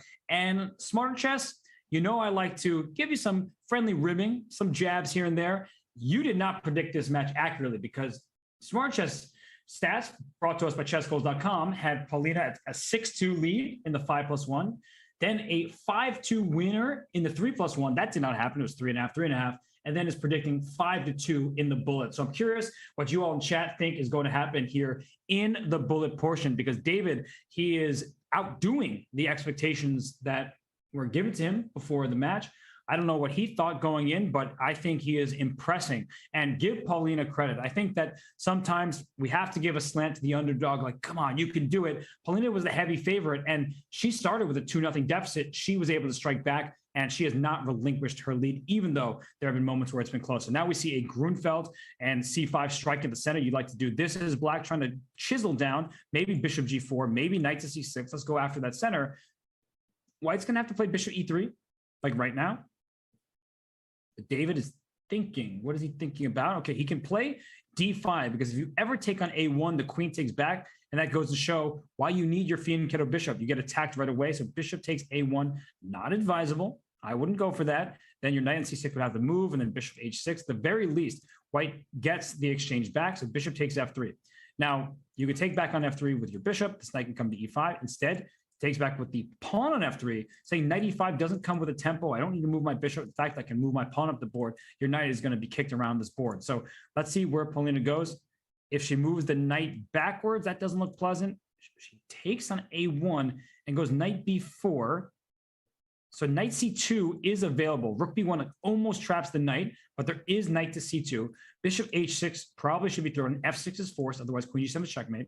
And now you don't need to take this rook. I would not take the rook. I would make a move like rook to B1 or queen to B2. And there it goes. Let's go for the B7 pawn. My bishop is very strong over here. That's the claim. And now A3, there's knight C2. So I don't know if I want to allow that with a fork and A3 falling. Maybe just queen B2. I mentioned it before. Let's go down the B file. Let's have a good time with it. And David's pieces are very active. However, there is a bit of an issue with his king. If that queen gets into F4 to G5 and there's no piece in the back rank, that could spell trouble for the king. Knight C2, I was mentioning that fork. I guess queen C3, knight takes A3, and the knight gets trapped in A3. That's why the knights on the rim are considered dim. Instead, Paulina brings knight to C5. This pawn was captured. Rook B8 was not it. I wonder what it was. Was there a rook trap? No, the E7 pawn was hanging if the queen went over towards the queen side. So rook B8 played. Let's take this open file. A4, bishop B5 looks to be David's idea. Let's close off this rook's access into the position. The queen on A1, it's not in the best location. It wants to go to C3 later, but you also don't want to allow rook B1, queen F4, queen G5, as mentioned earlier. Paulina spending a lot of time here, brings the king to F7, bishop B5. That's what I was suggesting, but somehow it's a mistake. Queen went to F4. Oh my gosh, queen B6 trapped the rook. The king came to F7 to defend E7. The rook was actually trapped over here on A7. But once that's missed, that's a bad news for Paulina. Queen E3, great decision by David, protecting his king. There's no queen G5. The queen goes all the way back here. And now the rook goes A5. There's queen to B6, and then rook A6. Oh my God, the knight's pinned. Rook A6. The rook survives, but David does not in time. Oh my gosh, and you can see the agony. It's, oh gosh, you can feel it, right? Every time he loses on the clock, you just feel the anguish there. And the chat said 76% of you said that Paulina would win the bullet. And she is trying to make your prediction come true, but it hurts. It hurts. David had that game. He just, in the end, was a little bit too slow there. We see the bullet ratings next to the name, 2257 for David Pruess, 2611 for Polina Shuvalova. So Paulina, a very, very strong bullet player, but David just been giving her all she can handle in this match, game after game. And right now, we like the position for Black. You have good control of the board, safe king, full development. What are these pieces doing? They're not joining the party yet. Yeah, maybe you want to play G4. Is that so scary? I don't really think so. So David plays rook B8. He wants some kind of pawn push. Now he's definitely playing B5. You put your king on B1. B4 is coming. And then what? That's the question. Then you play, perhaps, instead of tactical chess, you play strategic chess. Play knight to D5, no matter where this knight goes. Take over this F4 square. There's no pawn that can go back to defend it, right? No pawns covering. So knight to D5 looks like a very useful move, trading off the bishops, later going for the F4 square. And also, if White's not careful, there's knight C3 check. Okay, well, don't hang your piece. That's clear. Queen D7, I like it. All right. Knight f5. If takes, you can't take twice because knight c6 was loose. So now the position's starting to get a bit more favorable for white. I still like the outline of black's position, especially with b3 on the agenda. Be very careful here. I see an attack coming. So what do you do as white? It feels like white's attack is slow. What does a rook can do in f1? You take here. Okay, just take back. Knight f4, going for this bishop. I've been looking at some kind of bishop a2 and b3, but not the move. Okay, this is hanging, but the knight can move, but then it's a trade. So h4, is that a trap of the queen? Oh my goodness, no, it's knight g4, but that almost traps the queen. Bishop h3, this knight to g4. Oh, and it's good for black because f4 is loose. So it's like almost trapping your own piece, and then it works out in your favor because now you win a pawn and unpin yourself and pin your opponent all at the same time. And your knight's protected all the times in the world, and rook f6, rook f8. So this is turned around in a flash. So David doing well in this game. He had knight g6. He would have won a piece on the spot. Had he brought his knight this way, rook takes f4 is available, then queen takes f4 check. The eval going up. Why? Bishop takes g4. There's bishop e6 check to follow. Queen e6 check, not the right move apparently. Where's this king going? If king h8, there's knight g6. If king goes to h7. All right, bishop g4. You can't take there because rook. Oh my goodness, brave move. But oh gosh, bishop f5. There was rook takes f5 because you couldn't take the queen. There's back rank checkmate. King h8, queen g6, queen h6. Oh my gosh, barely surviving. That was made 1.1. He got that off with 0.1 seconds left. He needs a pre-move. Oh, not again. Not again. Deja vu is strong with this one. I know David speaks fluent French, but this is not the French you want to speak. Oh no, David. Time and time again, the clock is his mortal enemy, and now he is down by 4 points, but he is giving it his all. He is fighting till the very last second, literally, and he is not able to play quickly enough in the scramble. So Paulina, in this game, she's the black side. She's currently up a pawn. She made the move e5. The pawn is recaptured, but f5. Oh no, f5, f4, one apiece in the spot. Just show that really quickly. F5 hits a knight, then F4 hits the bishop. That bishop is trapped. That wins the game. So missed opportunity there for Paulina. She decides instead just to trade knights on F6, take with the G pawn. I don't think she minds double pawns here. She's seen David do this a few times, pushing those pawns, rumble up the board. Not bad at all. F5, F4 as well. Could be annoying for this bishop. So H4 is a good move, trying to play H5, giving the bishop some space. But still, F5, F4 will be available to black. And I wonder if queen d6, bishop move, castle queenside is something that she's considering. This pawn d5, it's advanced, but that makes it more of a target. Bishop b5 check, bishop b7, no trade. If you trade now, b7 will fall, a6 seems to be a reasonable move. And there is always c4 to reinforce that pawn. What white needs is knight to f5. If this knight's on f5, the game's strategically done. But it's very hard to get that knight there. How do you get your knight to e3? That's a very long journey. Knight, knight, knight, good night. By the time that happens, your opponent will probably put you to sleep. So f5 for black threatens e4. e5 is extra well defended. So I like the look of f5, though it does give the g5 square. That may not seem like a big deal, but you're not going to be able to kick that knight out of there. Queen d6, queen f5. That's so annoying. Whenever a piece just sits in front of your double, no, these are not isolated, sorry, there's a pawn e5, but double pawns, it's just unfortunate. Excuse me, knight d4, knight d4, that pawn was pinned. So the knight could have gone into the f5 square. Instead, we see that black is pushing forward, and watch out for bishop f6, hitting the h4 pawn. This rook can slide to h1. The knight does have the e4 square. David going for knight c5. There is rook h1 ideas in the position, but g2 is also hanging. So now rook h1 is a threat, but this knight can just move back here. And it can also go into g3 where it defends the pawn. So knight c5, good move. Knight can come around to e4. Watch out for knight f6 ideas. Hitting h5, hitting, oh, knight h5, knight f6, excuse me. How are you defending everything that's hanging here? Oh my gosh, the knight gets trapped. Oh, rook h8. Oh, miss. But maybe it's going to get trapped next move anyway. Rook h8, there's knight g3. Knight g3. Now there's rook here. There was knight g3 a moment ago, because the rook was defended back there. David loses on the clock. He was lost in the position. 16 minutes left a bullet. And at this point, Paulina, she's pulling away a 5-point lead for her. She is the faster player. That's been clear. In the time scrambles, they've been often going her way. A great match from David Pruess. But at this point, unless he just gets his bullet skills several hundred points higher in the moment, he's going to lose this match. But you have to give him so much credit for the way he's been playing. But Paulina, it's a match that she was expected to win. I certainly expected her to win when I filled out my bracket for this event. For those of you who've been doing the fantasy I'm Not GM Speed Chess Championship bracket, I think I'm going to have her winning the whole thing. So, I have her as the favorite. Of course, in this matchup on paper, that was the case. But over the board, I mean, she's been playing some really, really good games. But I feel like a lot of the tactical fireworks have been going David's way. Although, as soon as I say that, here come the fireworks opening of the position. The knight would like to recapture on f4. And once this knight gets to f4, in it goes to e6. This bishop goes to b2. Thank you so much for the diagonal. Showing red because blood will spill on this board here as the position opens up. I don't know what black's supposed to do. You can't castle. Okay, take here. If you take, okay, the queen's coming off the board will have to be to black's benefit because with the queens on the board, your king's going to be in trouble. So knight g3. Why is that a bad move? Oh, goodness. There's a rook hanging in the corner. Oh, and David saw that instantly. That knight was doing an important job. I was like, okay, that's pretty good. Putting pressure on e4. And down goes this rook. And it's only minus, okay, now it's -6. It wasn't before that move. So maybe there was like a sacrifice and some checks or something, but it's almost mate. There is bishop d7 or queen d4. Rook d1.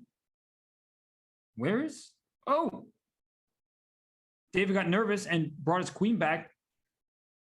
Two rooks for the queen, but unfortunately for him, it's king safety that's important in material imbalances.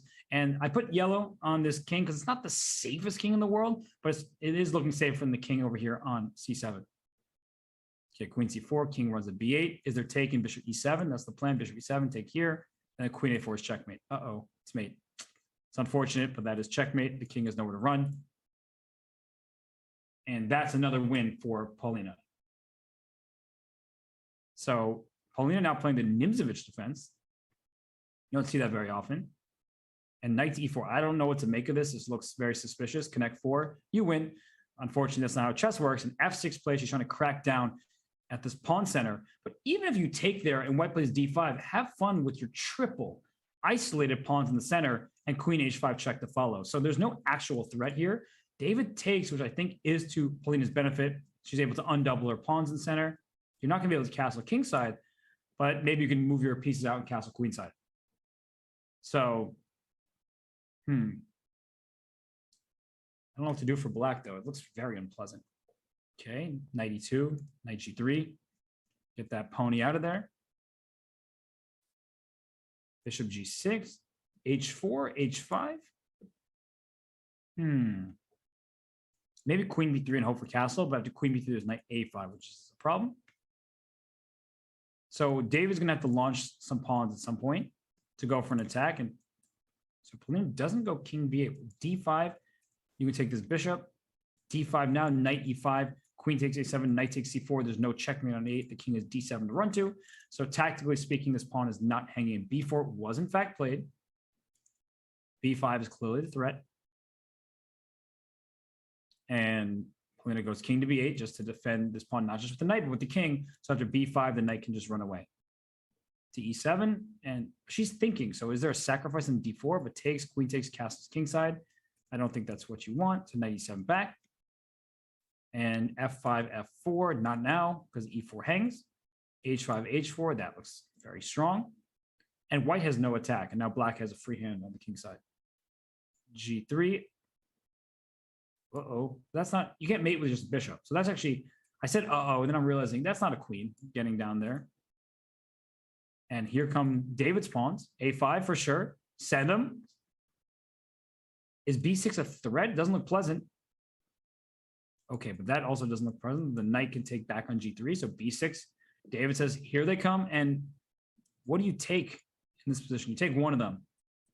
Okay. Oh, and now the second rank can be covered by a rook. That's very good news for David.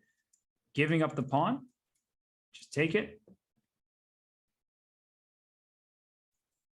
Yeah, there's going to be b takes a7 at some point. Maybe a6 you can throw in. Takes on c7. Okay. And is this rook coming to c5 or something like that? Is there going to be a problem? If this queen gets f2, it's checkmate. So that's the one thing to be very scared about if you're David.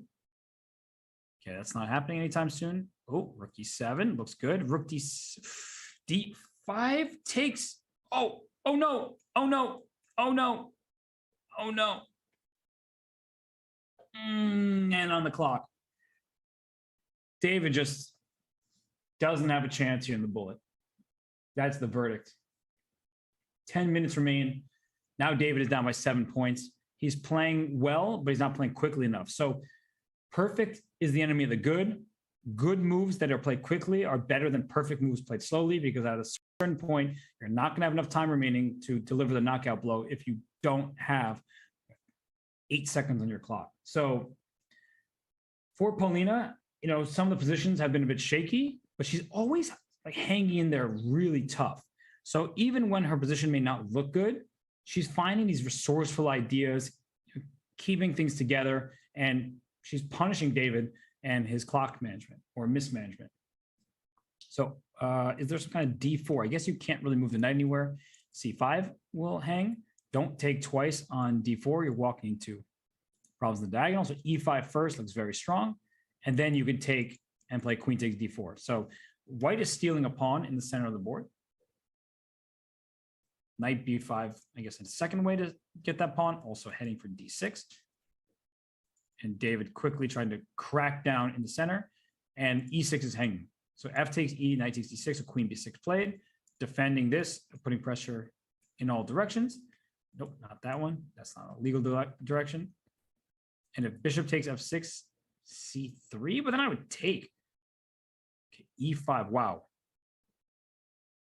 Check. Oh, knight goes back. Now you can trade queens, but trading of queens is good for white, as white is up a pawn. So yeah, this is not what you like to see for David if you're looking for a comeback, but for Paulina, she's playing this really well. This has been one of her cleanest games so far. Okay, she missed a knockout. That's fine. She still has 40 seconds and is about to win the house. There was check there. Now you can take this pawn. You can take that pawn as well. How many extra pawns do you need? 4, I believe, is more than enough. Okay, David trying to fight. Note that the d3 pawn is not hanging. There's a bishop here. So Polina just trading things. Why not? You're up 4 pawns. I don't know if I mentioned that white is up 4 pawns. Covering f4 now. Oh, that's really nice. Not even allowing the rooks to connect with each other. e4 is not hanging because of bishop f3. So it's an easy blunder to make. Okay. Here's king to h2. There's no threat, though. Is there bishop takes f4? No. Rook g2 is only 1 check. So David wants bishop c5. And oh, there's no check there. And now the rooks are coming off the board. And if the rooks are gone, the 4 extra pawns are even stronger. Nothing to worry about.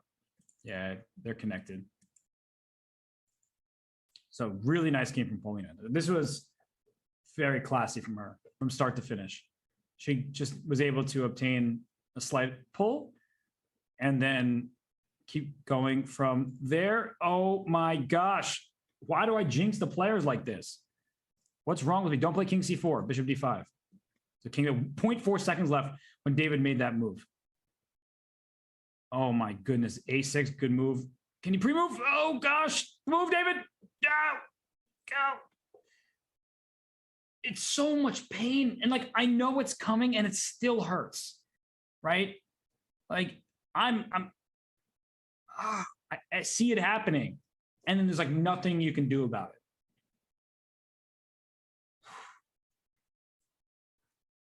Right? That's just every single game. So it's kind of like the end of Don't Look Up. You know it's heading your way. So you just try to get as peaceful as possible. Have a nice little meal with friends or something.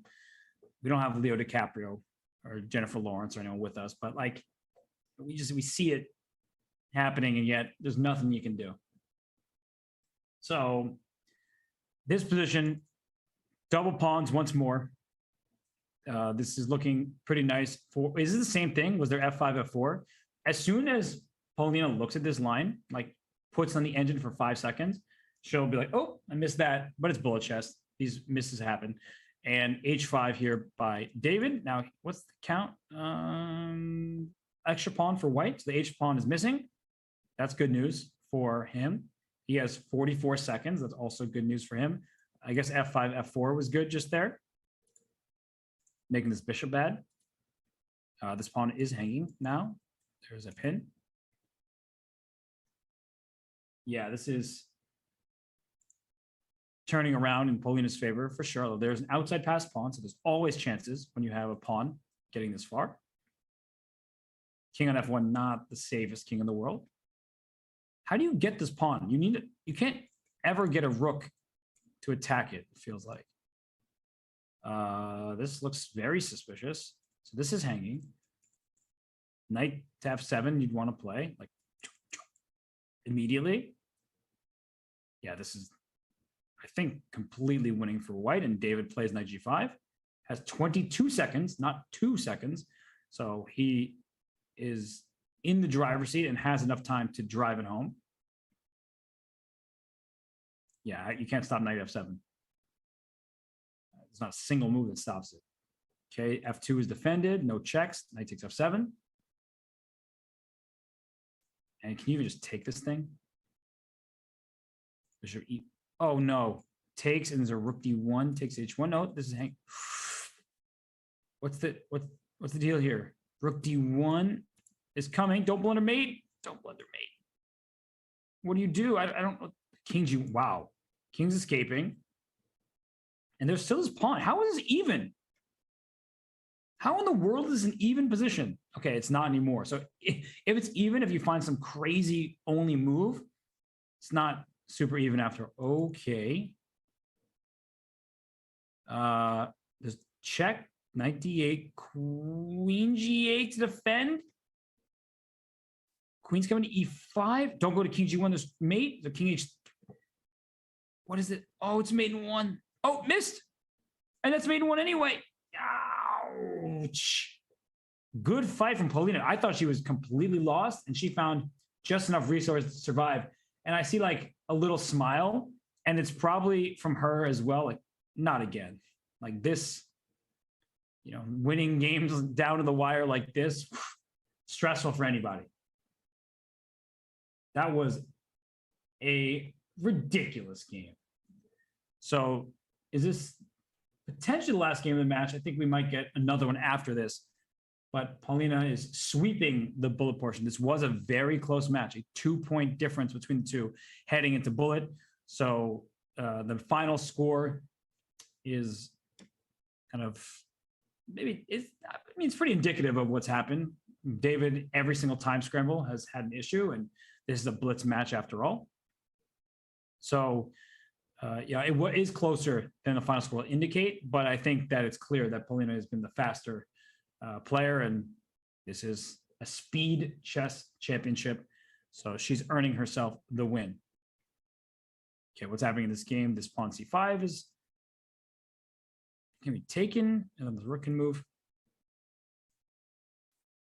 Some looseness over here. This is hanging. Hard to wrap my head around this whole position. You can trade queens and play rook to c1 and then get the c5 pawn. Who's better? Why? It says 0.1 better for white. It's not very helpful. Because part about being better is like, who is the easier game to play? And right now it looks like white does. c5 is hanging. Oh, somehow that was a huge blunder.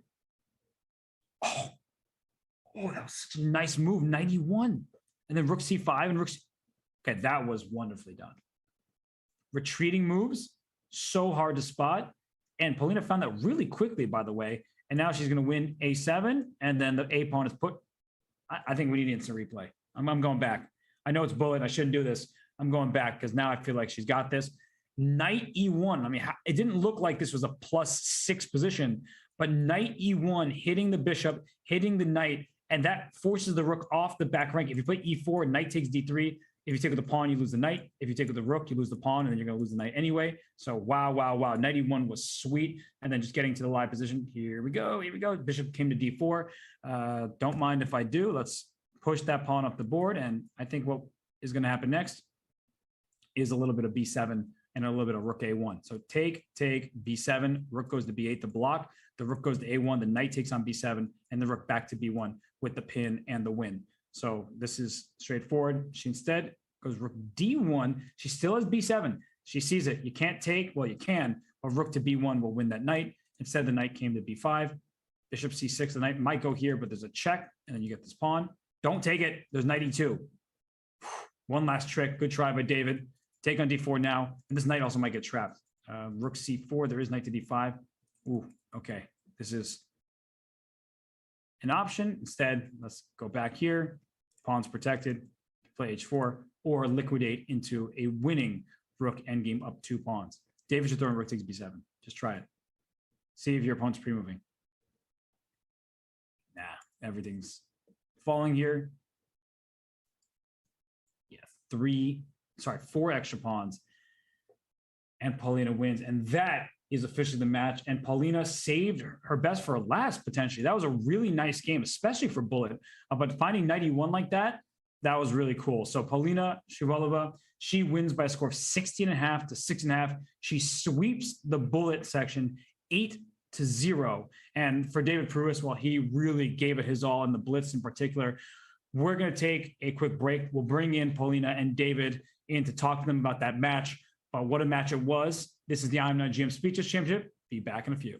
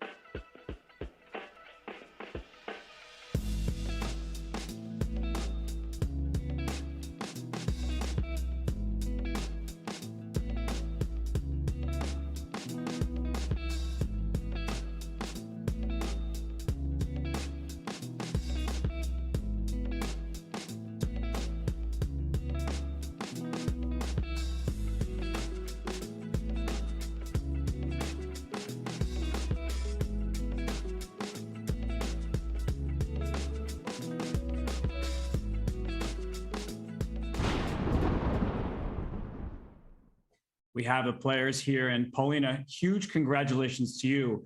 When you started the match down 2-0, were you nervous at that point, or did you still feel like it was very early?